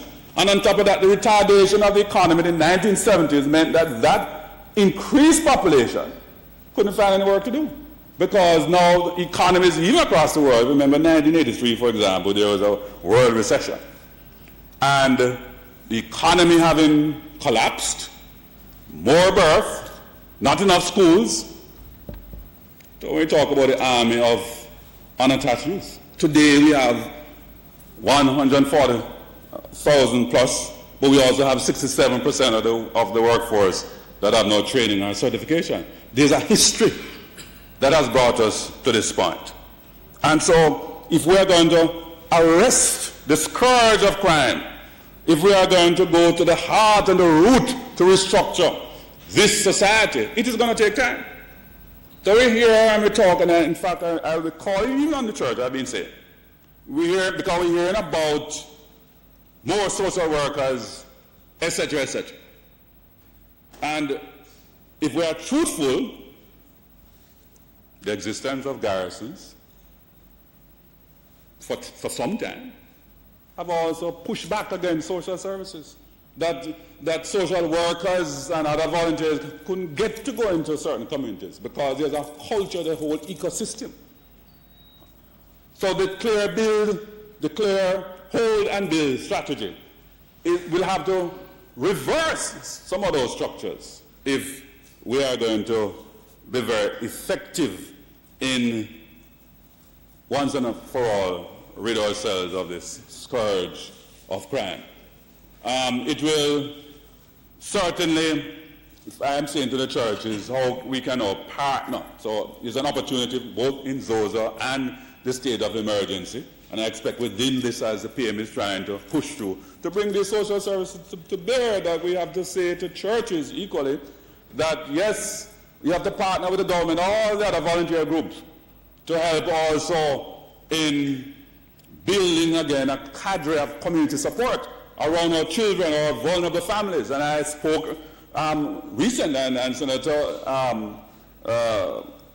Scott, you're quite familiar with the research coming from Professor Herbert Gill, that the profile of our murderers relate right back to vulnerable households largely, that have our mothers under stress and torturing our boys. And so, if we know that, then the community around us, whichever political party, will have to intervene to support these vulnerable households and vulnerable children, or we know that they are the ones that are early recruited by the gangs. So some of the things we are trying to deal with today is not that we're not aware of them. We know, but we have to make up our mind to deal with them. So the state of emergency gives us an opportunity to reset, because there are communities where persons who are armed with guns are not even allowing normalcy, not allowing, in some instances, children to go to school. The social services, remember, you can't go into every community. And people complain, whether it's SDC or what other social agency, you can't just go into a community like that. So you have to normalize the community.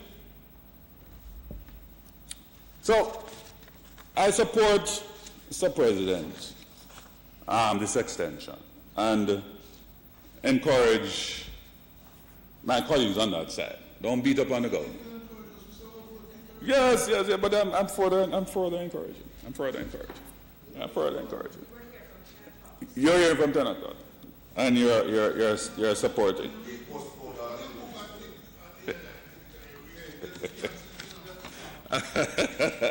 So, President,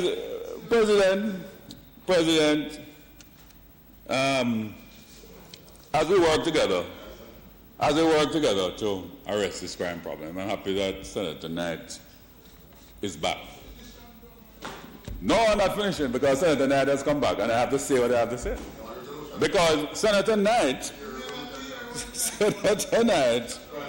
my good friend, himself had lamented in the same way that both former Prime Ministers Siaga and PJ Patterson lamented that we could have done more. Yes, we could have done more.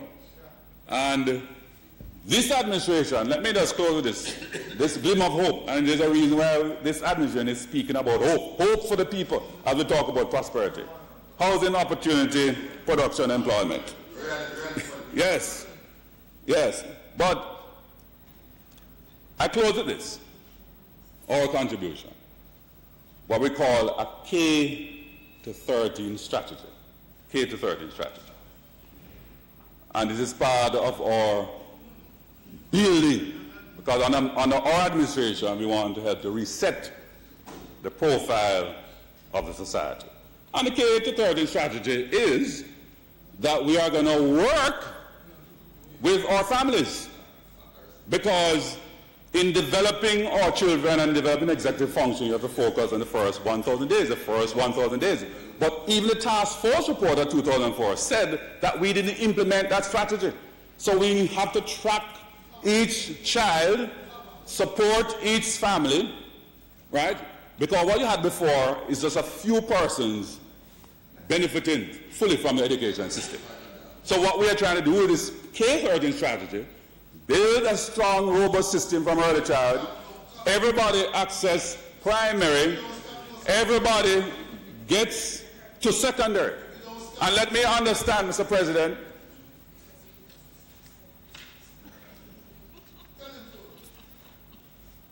thank you very much, Mr. President.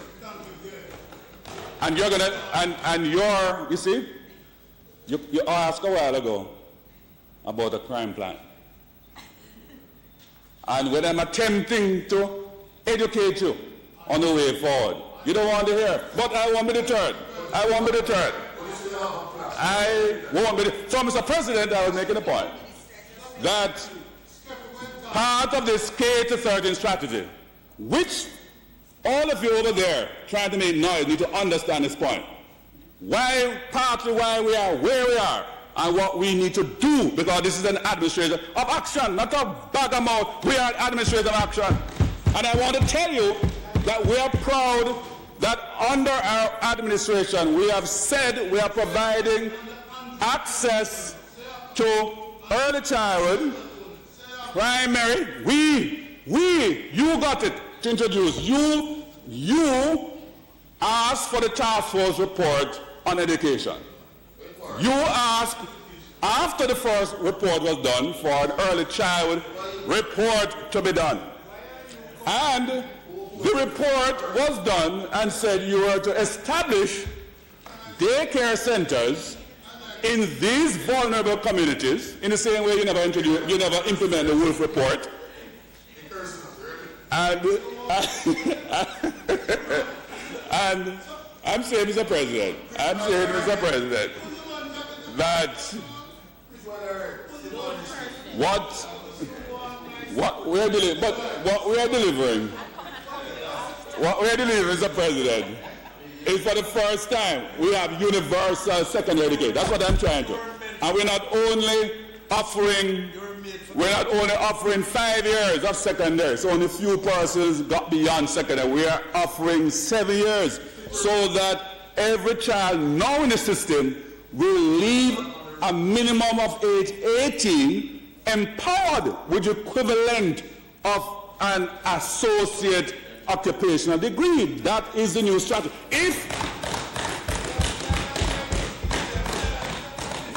But guys, you see, you don't understand. You're asking for an immediate solution. I am saying the sustainability, because there's something that happened. There's a dysfunctionality that has created this phenomenon. And I'm saying that this administration is organically restructuring the very fabric of the society to the education and training system to change the problem.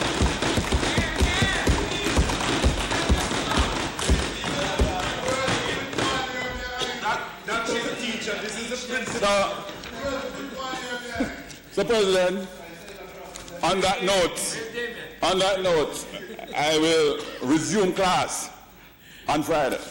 I wish to support the extension of this state of emergency in the emergency powers continuation number 2 resolution of 2018. Thank you, Mr. President.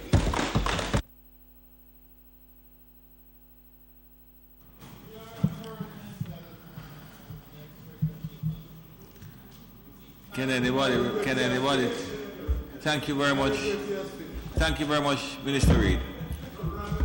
Senator Scott Motley. Mr. President, I am indeed indebted to the Minister for having injected some joviality into the sitting. Indeed, when I came here this morning, I was not in the best of moods because I felt that it had been disingenuous to even have suggested that the opposition would not have supported this extension. I was extremely disappointed when I saw the firestorm of tweets over the weekend. And it forced me to even go back to read the statement which had been issued by the leader of opposition. And he had made it clear that there was no issue over this extension. So I'm glad that the Senator, Minister Reid, has really just enabled the sitting to take the kind of turn that it should have. Because we all come here united as Jamaicans, determined to fight the scourge of crime, which is devastating our country. Indeed, Mr. President, when a bullet takes flight, it does not ask any questions about whether green or red or orange. Indeed, the one thing we know is that the color of the blood which flows from that person is going to be red.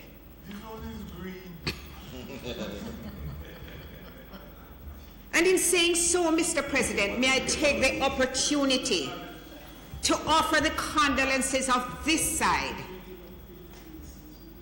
to the police officers, the corporals who was shot in a brave and valiant attempt to take down one of the notorious criminals who has terrorized the city of Montego Bay and the parish of St. James.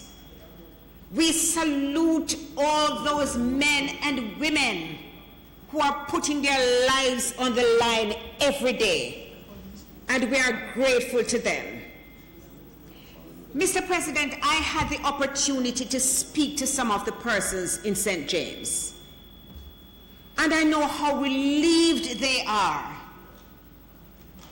that they do not have to wake up every morning to burying so many of their friends and their families and their relatives. I remember one woman saying that she can actually talk, go outside late in the afternoon and converse with her neighbors. There are men who say that they can actually feel free to play El Domino again instead of cowering in their houses. I understand how they feel, and I understand how much they appreciate this extension. It does not make me happy, however, because we are all entitled to this sort of existence as a right. And in rural Jamaica, this is how we used to live. We always felt that Kingston was a place that you didn't want to go to, because that is where the violence was. Now, all of Jamaica is violent. Grange Hill, 17 people shot and injured, 6, I think, dead. Just a while ago, we were shown a WhatsApp of a truck piled up with things, leaving Huddersfield. People are fleeing. And you know that I was born in Westmoreland, but I don't really know it good. Fullersfield. I take the correction. Fullersfield. This cannot be good. It cannot be good, and we don't have to debate how many people died when and what the percentages are, because the stark reality is there in our faces. Mr. President, my concern, though, is that when we talk about the abuse of people's rights, when the public defender calls for the immediate ending of the state of emergency, when there are persons who protest the extension or say, no, it's time to stop, there is a kind of groundswell of attack against them. And I am concerned about that, because there are people those people who are suffering deserve to have a voice. And the only way they can have a voice is through persons who have a platform. When the public defender speaks, she's speaking about on behalf of the mother who sent her son out. He does not come home, and she does not know where he is. And that mother's cry must be heard also. It has to be part of the mix. I remember in 2010, May 2010, when I was there, the co-host of the Breakfast Club, and Professor Trevor Monroe and I had as a guest the Minister of Education, who was spokesperson then on behalf of the government for the state of emergency, and who was coming out and explaining it and defending it. He is now the Prime Minister of Jamaica. And when we had that interview, which we had at the Pegasus Hotel, an extended interview, the most painful thing happened because a woman from Tivoli called. And Mr. President, if you heard the pain, you know how they say that a woman feels pain in her belly bottom? You could hear it on that program because she didn't know where her son was. She had no idea, and I mean, I've never felt anything like that. In fact, when persons were saying, why are you reacting that way? She come from Tivoli. I said, it doesn't matter where you come from. It doesn't matter where you come from. We're all Jamaicans, and we all feel the pain. So, all of us want this to stop. You know, when my son comes to Jamaica, I can't sleep at night because I don't know whether he's coming home. And I am not the only one. There are many persons across that side and here who, when you have children who go out on the road and you have to be worrying about them, it's a terrible, terrible thing. Well, I don't know if it's just the women do it. Let me just take it back. And they don't, and the children don't even understand, you know, because they feel that they are all grown up and you should know that they are responsible. But it's a very painful thing. So, but Mr. President, I want to go back to the other side. Because when a state of emergency is enforced, it is actually in an environment where you say you are at war. And there's no gainsaying that Jamaica is at war with criminals. But those powers are supposed to be invoked cautiously and infrequently. And in fact, if you continue to extend it, the very psychological effect of being under a state of emergency will cease. Because people get so normalized so quickly, it is amazing. Those of us who have practiced criminal law know that when a young man, especially from a middle-class background, goes into custody, it's the most traumatic thing for him in this beginning. 3 weeks later, if he has not been granted bail, you notice he starts getting comfortable. And by 3 months, Mr. President, and you know it better than I, by 3 months after, he has adjusted to his environment and is coping within the environment. And they know how to take out the inside of the bread and light it to heat up something, and all these devices, they become so aligned to their circumstances. And what I fear, Mr. President, what I fear is that we are going to begin to normalize the state of emergency. Let me tell you what I think. I don't think you can know if it is successful until you lift it. And I think what the government has to do is put in place, use all the intelligence available to them, because people want to come back home. Even though they are with their cousin in Trelawney, or their auntie in Mandeville, or in Hanover or Westmoreland, they really want to be back home. So I think that the the government needs to put everything in place so as they start drifting back one by one, they can be apprehended.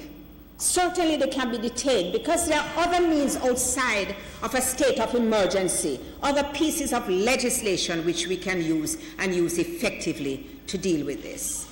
I also think, Mr. President, that we must remember that we don't need a state of emergency, which deprives people of a lot of their rights. We don't need them in order to have the soldiers being deployed, and certainly we don't need them in order for social intervention to take place.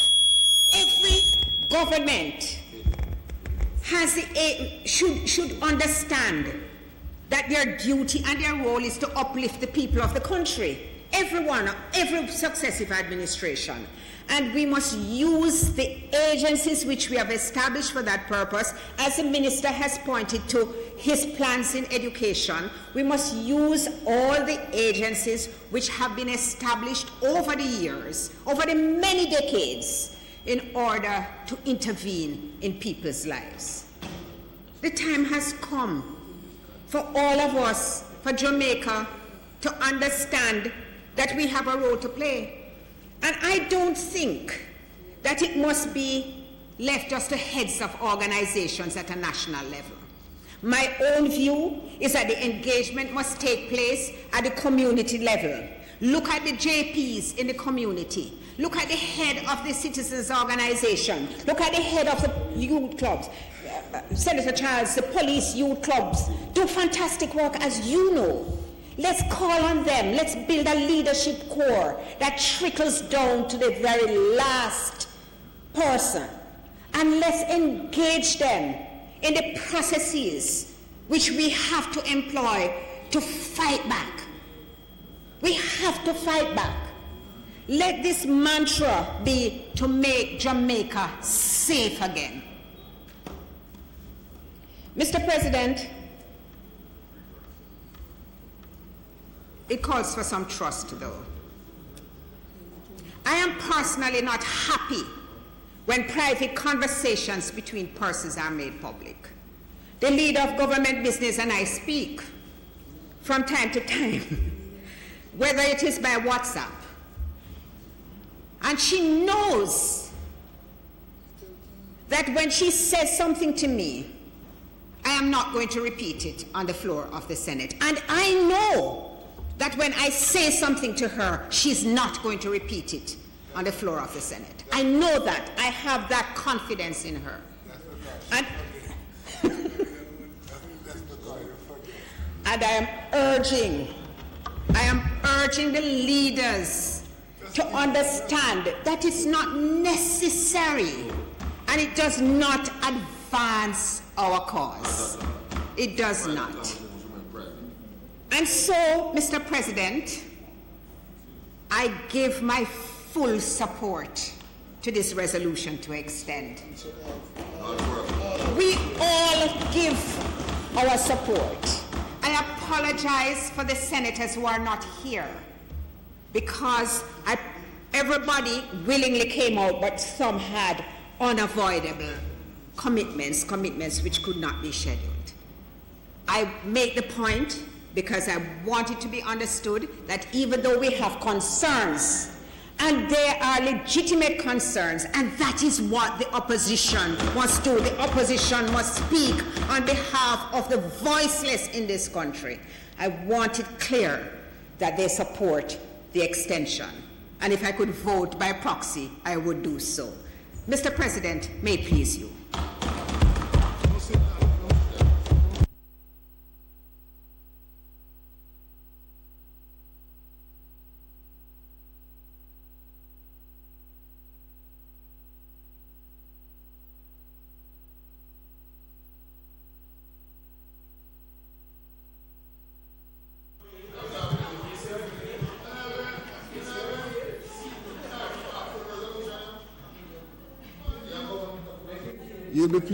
You'll be pleased with my submissions, believe me.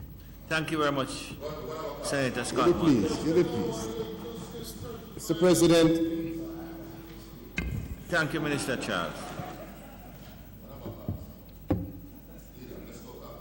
I note the rounding applause from the opposition to my rise to speak, and I am so grateful to them. Mr. President, perhaps it is fitting that today my voice is not in its best state, and so I won't be speaking for long, to Senator Brown's pleasure, but it's important, Mr. President, for me to make a few significant remarks. And I'd like to start with a statement that might shock Jamaica and shock my colleagues. I want to applaud the opposition. And I know that this might make a lot of people uncomfortable. I see all my colleagues looking at me like I'm crazy. But let me say this, Mr. President. Hold on. Listen, hear me first. I sat here, Mr. President. I sat here and I listened to my colleagues and my friends. And I am convinced that every one of us on either side truly want the best for Jamaica.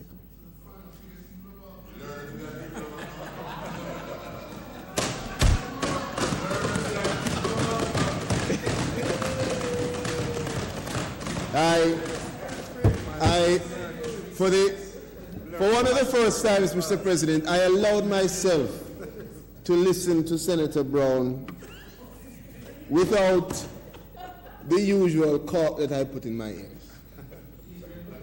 And I respect, figuratively, and I want to say, and I think we need to say, that I respect the statements that have been made, even though, of course, there are some statements which, in our democratic system, Mr. President, our politics compels debate. It literally compels us both, if you sit on this side and you sit on that side, to debate. But I think it is easier for the government to call for unity. Because if we call for unity, we have an advantage. We gain from the unity. We gain from the successes that will come through the unity. But the opposition is in a position which is almost a predicament. Because they love the country, they want the best for the country, but our political system puts the opposition in a place where you almost have to be tentative in how much you support. But I have heard statements which are very clear, even though they're somewhat wrapped up in our usual politics. Very clear statements from Senator Knight. Very clear statement from our opposition leader in the Senate, which should be the things which I want Jamaica to take from our debate. Besides all of our political rhetoric, we have to take those very clear resounding statements from both sides that we are going to do everything we can to protect our country.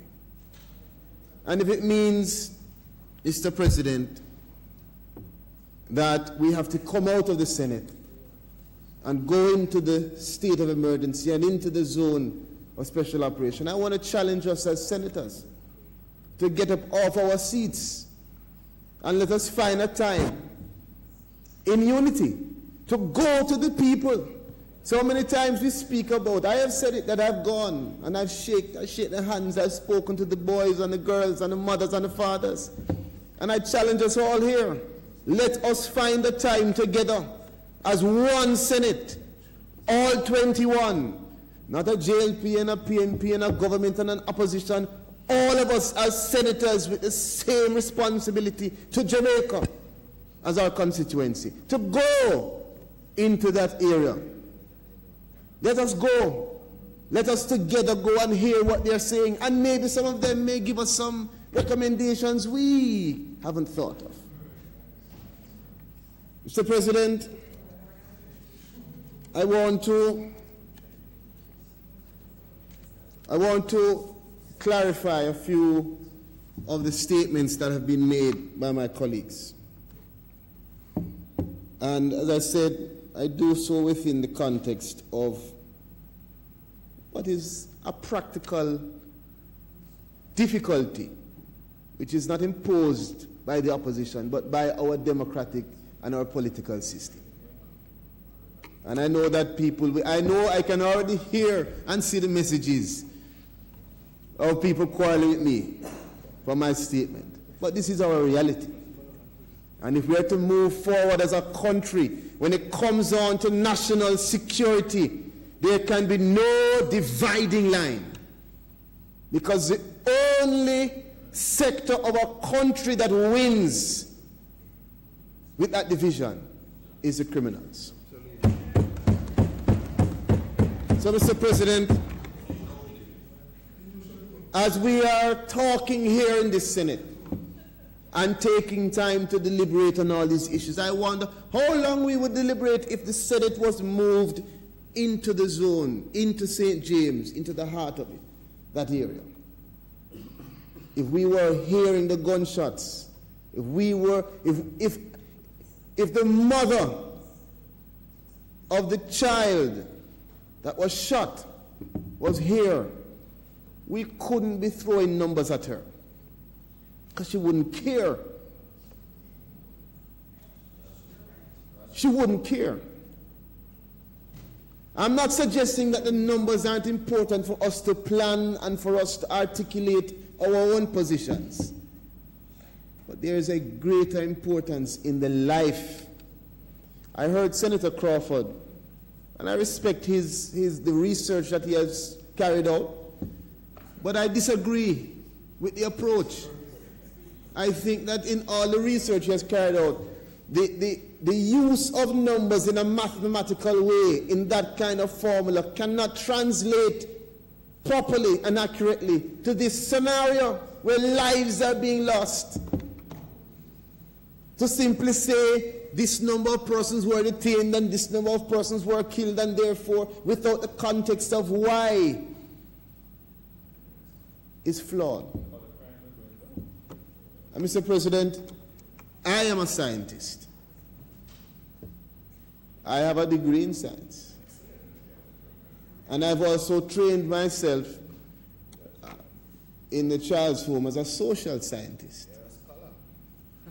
And being someone who, at the age of 14, on my own, not through Campion, went and did my 6th year and did very well. AAA1. I think I have a little bit I can say about math. I'm from Jamaica. Those numbers are important. Those numbers are critical and they should be assessed. But, Mr. President, when you look on the numbers and disaggregate and go behind the veil of just the digits, what you see is not just gang activity, but domestic violence. You see complete disorder. You see what I saw this weekend when I was called by a gentleman in Moko to come to speak to his son, because his son was chopped in his face by his cousin, 14 years old. Both of them are 14 years old. That's a good sign.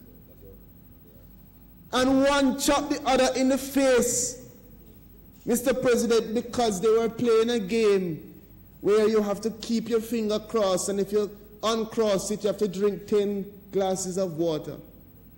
And one was found without the finger crossed, and he was chided by the group of boys and got upset, went for a cutlass and chopped his cousin. Mr. President, had it been 1 inch lower, it would be another murder.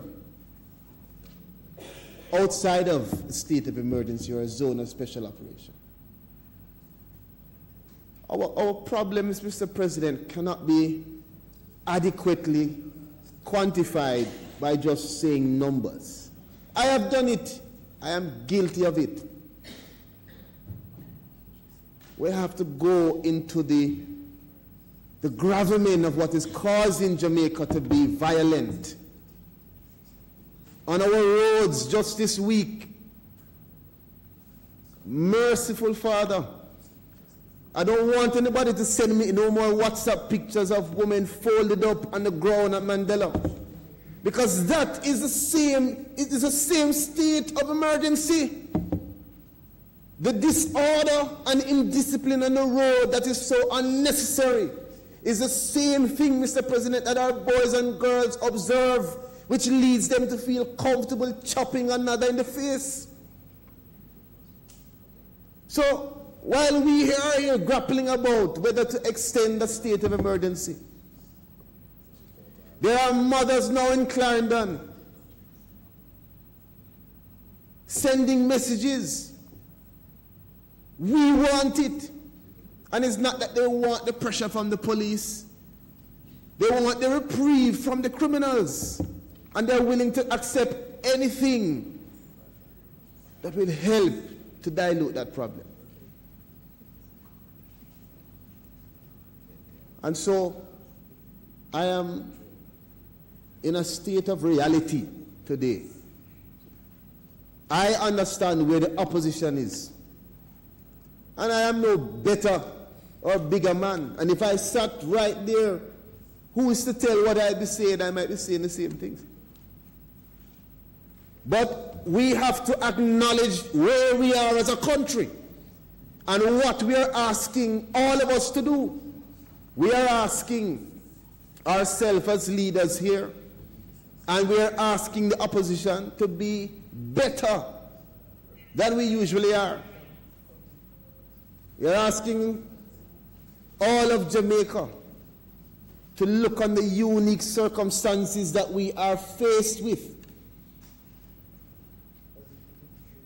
and to cause itself to not do what is natural. Our politics is self-serving. That is why I stand up here and I tell you what the JLP has done for 10 years. You tell me what the PNP has done for 5 years. We're back and forth on it. And two pick the dead. We don't even know the names. We don't even know the names. Mr. President, I do not lightly support the state of emergency. Because in 1976, it was my father and my family that was followed around. Don't believe that I lightly stand up here because I am a government senator and support it. I don't like the state of emergency. Let me put it straight. I don't like the fact that people have to be detained. I have served as a criminal defense attorney, and I know that some of the men who may be detained are completely innocent. They have come to my office. They have called me. I've seen the tears. I've seen the ones who lose their jobs. I know the ones who get pressure from their baby mother and get dragged to family court because they're detained for questioning for 2 weeks. But what else? What is the option? To leave Jamaica to burn up? Mr. President, the government isn't standing here and saying this is the only thing we're going to do. It's a slew of solutions that we're trying to push forward to protect our people. And don't think that we don't get it. Because there are businesses that are losing money. There are people that are being affected. And there's a balance that has to be struck. Senator Knight, you know more than I. Having served Queen's Counsel. You know more than I. But as it is now, for Jamaica, I want to make it clear to all who are listening that when I dig through all of the politics that we are supposed to discuss, I am proud, Mr. President, to stand in a Senate where I know, despite all of the perimeter and the peripheral discussions that every one of us want the best for our people. We are going to be challenged to do what is unpopular even in our own parties. We are going to be challenged to do things that may cause you to be in discomfort.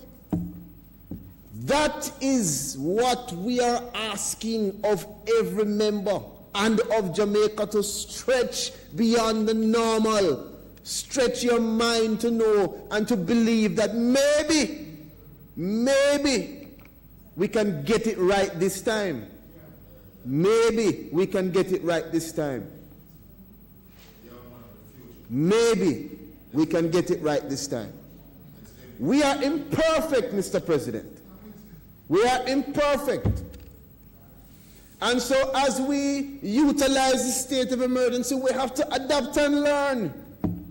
And I want to use this opportunity to send respect to the Jamaica Constabulary Force and the Jamaica Defense Force and all the members that are out there on the ground. Because, Mr. President, I tell you this, it was myself and the Honourable Robert Montague who went to St. James first and met with the Chief of Defence Staff and the Commissioner of Police. And we understand how much the security forces have to be adapting and moving to the cut and thrust of what they are facing.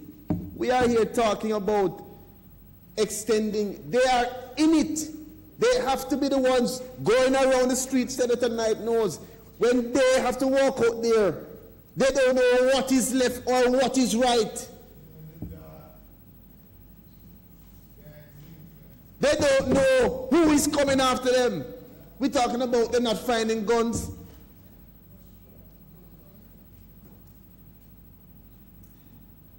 The entire country is in a state of urgency. Everywhere in Jamaica. So, Mr. President, when I hear Senator Brown, he mentioned Chicago. And I must tell you, I agree, but we have to clarify. We visited New York. New York visited us. We visited Colombia. Colombia visited us. We have assessed Chicago and several other jurisdictions. All of the historical context and learnings from those areas are being applied in this current all-of-government approach. When you talk about crime plan, Mr. President, we are talking about distinctions in vocabulary, English issues, because the reality is I will challenge the opposition and government members to tell me what more would you put in other than what we have presented in the 5-pillar crime strategy and in all the strategies that encompass the all-of-government national security crime prevention initiative. You tell me what more. The government, Mr. President, but I challenge you to tell me, because we have put forward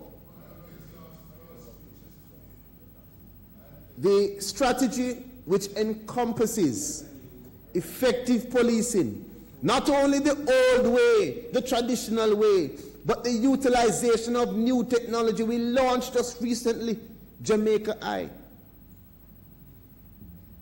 We have utilized and introduced the use of new equipment. And I don't need to go into the details because Senator Samuda and Senator Johnson Smith, our leader of government business, have done an excellent job in laying out those issues. So I don't need to repeat what was done by the government. But we must reaffirm that in addition to the effective policing cohort of that 5-pillar strategy is the element of swift and sure justice, where the Ministry of National Security works in alignment with the Ministry of Justice and is focused on ensuring through the building up of the capacity of the Institute of Forensic Science, the ability for us to speed up our investigations, to have more accurate investigations, and to be able to detect and treat with crime. There's also, Mr. President, the aspect of crime prevention through social intervention, where what you have seen is a long-term approach taken to putting in place the necessary social intervention across the communities. And so the government has gone into St. James. They have interacted through sports development. They have interacted through the cadet force, expanding the force. The police youth club that the Senator speaks about. Just this week, I visited the Moko Police Youth Club. And I can tell you, Mr. President, there's also police youth clubs being expanded across Jamaica, in Thompson Town, in St. James, in St. Thomas. I have visited several of them and had discussions with several of them. And I am happy to hear that this is in agreement. It's not just a government, but also I hear the same things being echoed. But I just clarify, because I don't want Jamaica to believe that when these things are said, that the government hasn't heard or acted on them. Mr. President, in addition to effective policing, swift and sure justice, and crime prevention through social intervention, there is the aspect of situational prevention, which treats with how we are looking at the design of our communities, or we look on even the bushing of communities. It treats with making our spaces good for public order and not good for criminal activity. The last one, Mr. President, deals with rehabilitation, which everybody knows is of particular concern to me. Well, as my senior minister says here, I say was, still is. But Mr. President, let me say, we have done, Senator Knight, a lot in that area, in the area of rehabilitation and redemption. And I must say that we have learned a lot. I have learned a lot from my discussions, and I thank you for being open with some of your suggestions. I don't think Jamaica would realize that the opposition and the government do work together for good. And I heard you mention that there are some things we should continue. And I have given credence to those things which we have continued. And also credence to the support you have given in assessing things that were started by you, started by me, and making it much better. All in all, Mr. President, Senator Knight also mentioned our parish courts. And I must say, we have 11 night courts. And a very clear statement has been made by the Minister of Justice. If you look on Clarendon in Chapelton, a newly opened court. And the Minister of Justice, I must congratulate him for being very strident in his effort to continue the things and to make improvements on the facilities. So in addition to our 11 night courts, he has put in place adequate resources to treat with the other sufficiencies in the other courts. So far, I'm ready? So quickly. Wow. Just 5 minutes. The member's time having expired, may I ask that it be extended to allow him to complete his presentation? I take it you're wrapping up now, Senator Charles. The question is that the senator be given time to complete his presentation. Those in favor? Against?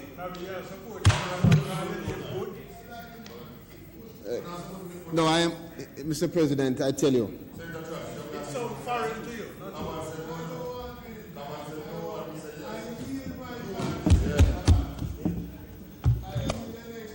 Mr. President, as I close,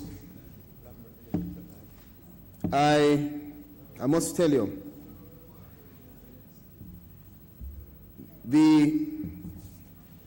the effort of all of us in this Honourable Senate,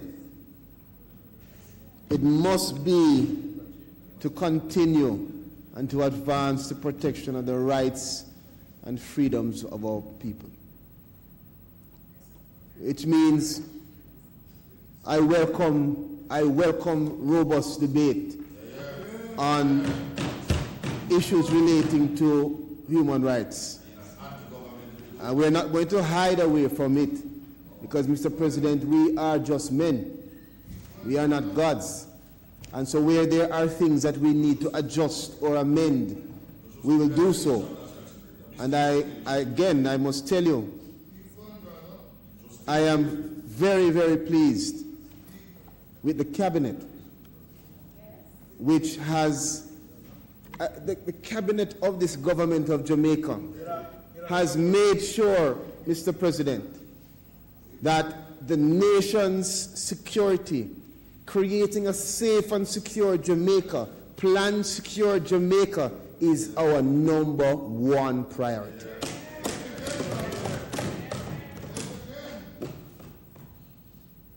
Our Prime Minister, Mr. President, has taken a very careful and deliberate approach to chairing and holding National Security Council meetings, which mustn't be disregarded, because the consistency and the robust debate of the NSC really is a demonstration of the priority that the Prime Minister places on these issues.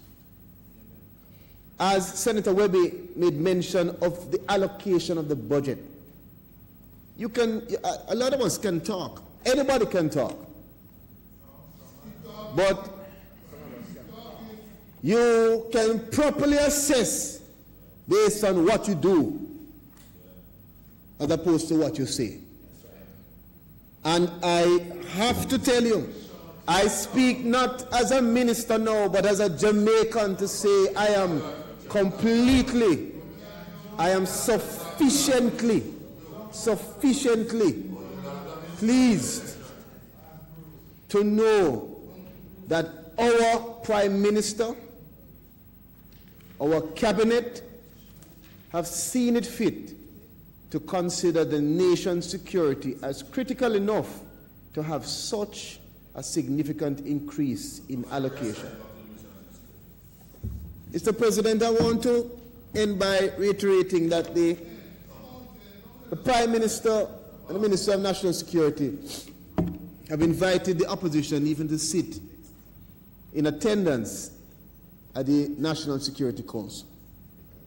The reason is because the leadership of the country has recognized that for decades, Senator Webby, we have continued the cycle and recycling of programs and plans, and doesn't matter how good your crime plan is, if you do not support it with leadership and unity, it will fail. It will fail. Because it is all about how you implement. And I want Jamaica to know that in doing so, the Prime Minister has reiterated that national security is an all of government, including the opposition approach. Mr. President, I I said before that I do not lightly support the extension.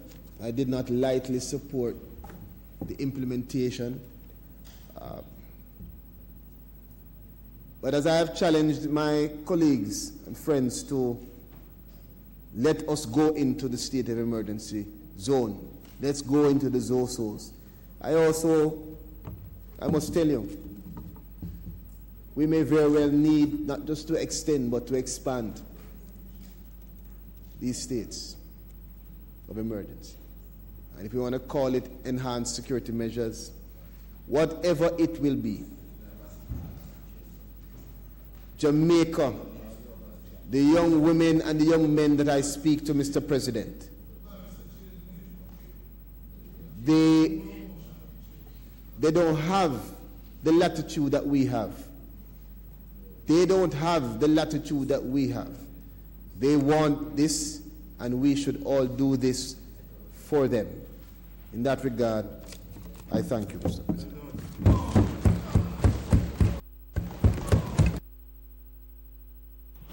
Thank you, Senator. Thank you, Senator Charles. May I just make an observation, because before I call on the minister, members have been speaking about what took place in Grange Hill, and I know that every one of the men that fire shot down there last night and this morning is known to the citizens of that area. There is nobody who fire gun down there that the people don't know. They know them. The citizens know who they are. Either the fact that they are relatives of the men, or they are the relatives of the victim. And they need to cooperate with the police in trying to find these people because they know who they are. President, just I think the comment you have made, I understand where it wishes to go. But we are blaming citizens. Some of the people could have come from outside, and in fact, it is said so by the police.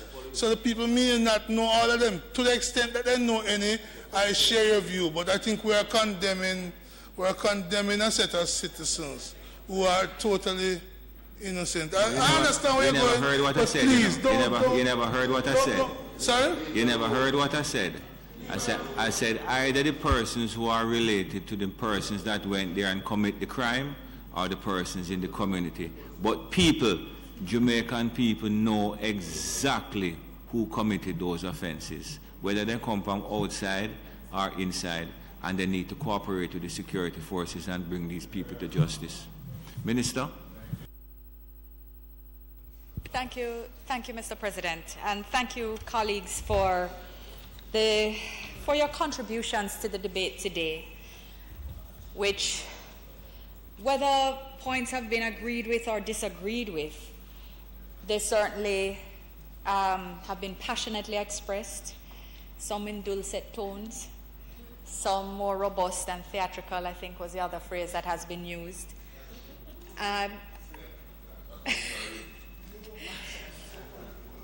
We even had the less commonly used bellicose allegations thrown across the floor.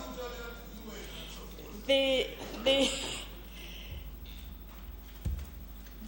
note on which the debate has just closed, however, is a good note for us to transition to putting the resolutions forward. Because, Mr. President, Senator Charles has effectively sought to remove the aisle, remove the space between us, to acknowledge the challenges that exist politically in a two-party system, and the challenges that therefore arise when we are seeking to arrive at common positions on matters as sensitive and as emotional as crime. And I want to thank him for reminding us all, because it's something I speak about from different places. the trap to be avoided at all costs of forgetting that behind the numbers are people. That behind the numbers, when we speak about crime, are people. And I think when you focus on people, you tend to get it right. You end up at the right place more often than not.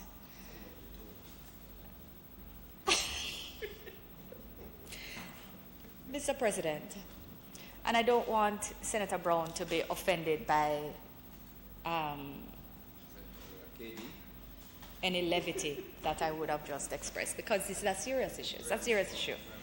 And I was distracted.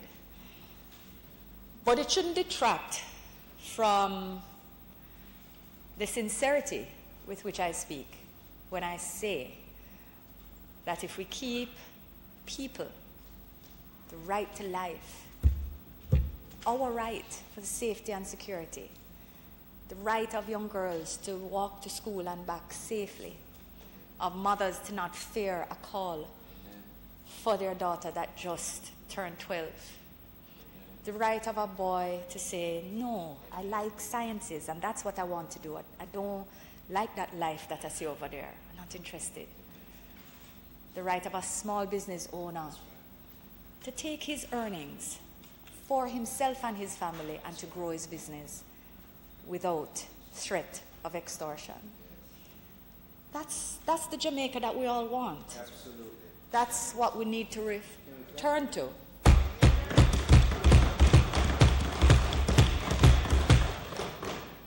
And I think where the security forces are so clear and the people on the ground at all levels of society are so clear that a state of emergency is what is delivering to them a sense of safety that they have not experienced in a long time, then we have to listen.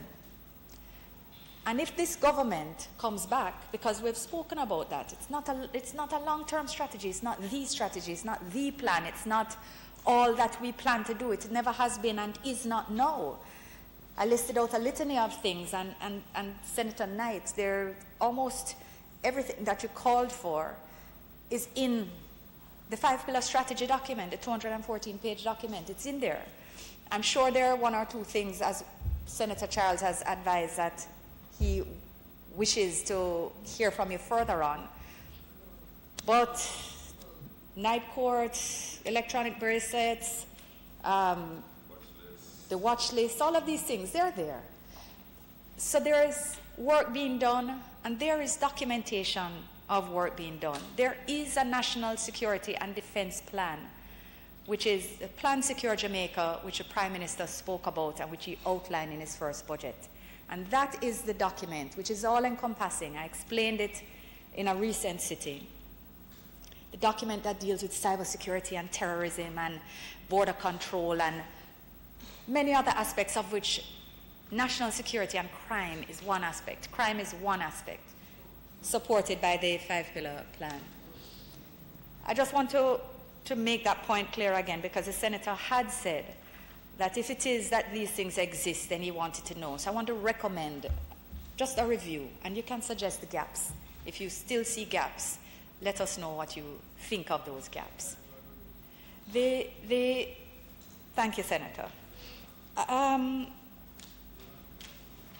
We're looking at the fact, or rather in this context, Mr. President, Senator Brown had also said that we are acting as if all is well. All is not well, and we have not said so. We do take some confidence from the fact that 5 of the 7 serious indices or indices of serious crime are trending down, and they have been for some time. And that is a positive thing. And we must thank the security forces and all the other agents of the state that are working to support this. Murders and shootings, the triple threat that I spoke of earlier, gangs, guns, guns. Those are the challenges that we're dealing with now, Mr. President, that we're focusing on as the numbers that are just out of the stratosphere in terms of what we should be aiming for as a normal in our society.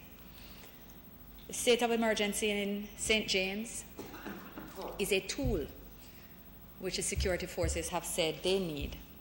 They have asked us, they have recommended to the Prime Minister, the Governor General has been satisfied that an extension is appropriate. In these circumstances, in the totality of all the matters which we have discussed today, Mr. President, I ask for the support of all colleagues on this matter. I thank the opposition for their commitment to support this extension, and I assure them that if we are to return, it will be on the advice of the security forces and not for any blithe or light reasoning. Mr. President, in those circumstances, I ask for agreement, for approval of the resolution and the regulations placed before this chamber. I thank you. Mr.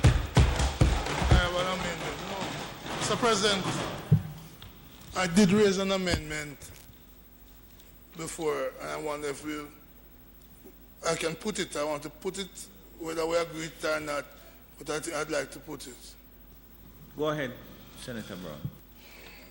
Mr. President, the schedule to the regulations at page 457 has a number of articles, I think 11 articles, none of which speak to compensation for human life that may be taken. I'd like to propose an amendment which would be to change the numbers one down by inserting before one a new one, and change that in the event of a death occurring,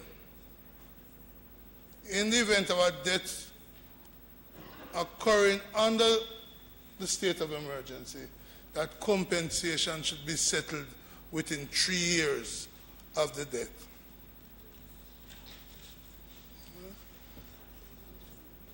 Mr. President. One of the technical staff wanted to speak to you. No, but Mr. President, if we were to seek to amend the regulations today, the substance, without even considering the substance, were we to amend the regulations today, then the regulations would not be in effect for the extended period, Mr. President. The regulations were passed in the lower house. They are to be approved by this house. And were we to do otherwise, we would create a challenge for ourselves. Mr. President, I hear what the minister said, and I understand the late hour because Senator Reid spoke for so long that I would have finished it and get a chance to do. But I am prepared, Mr. President, not to pursue the amendment, no, but I wish when we come back to discuss future regulations, the government will take into account that human life is more important than the numerous properties that is being protected by this regulation.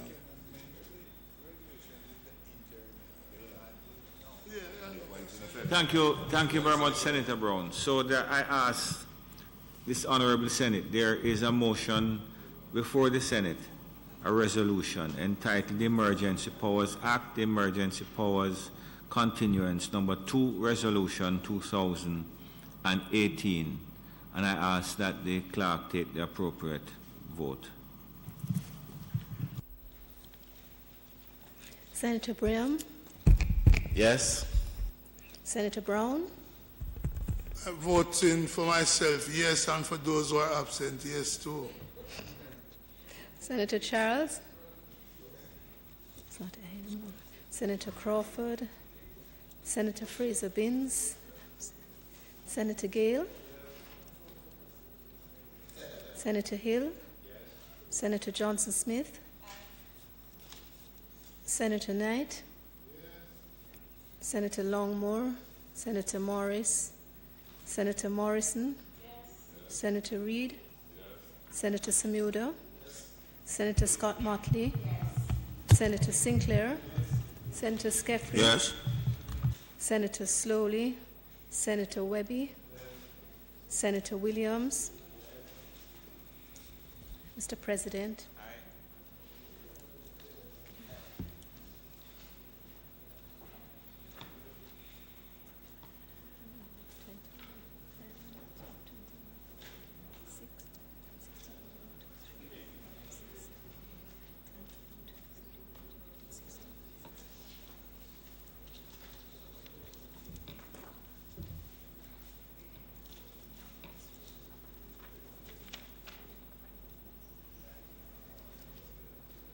Thank you, Madam Clerk. The record of the vote indicates 16 ayes, 5 absent. The resolution is therefore approved.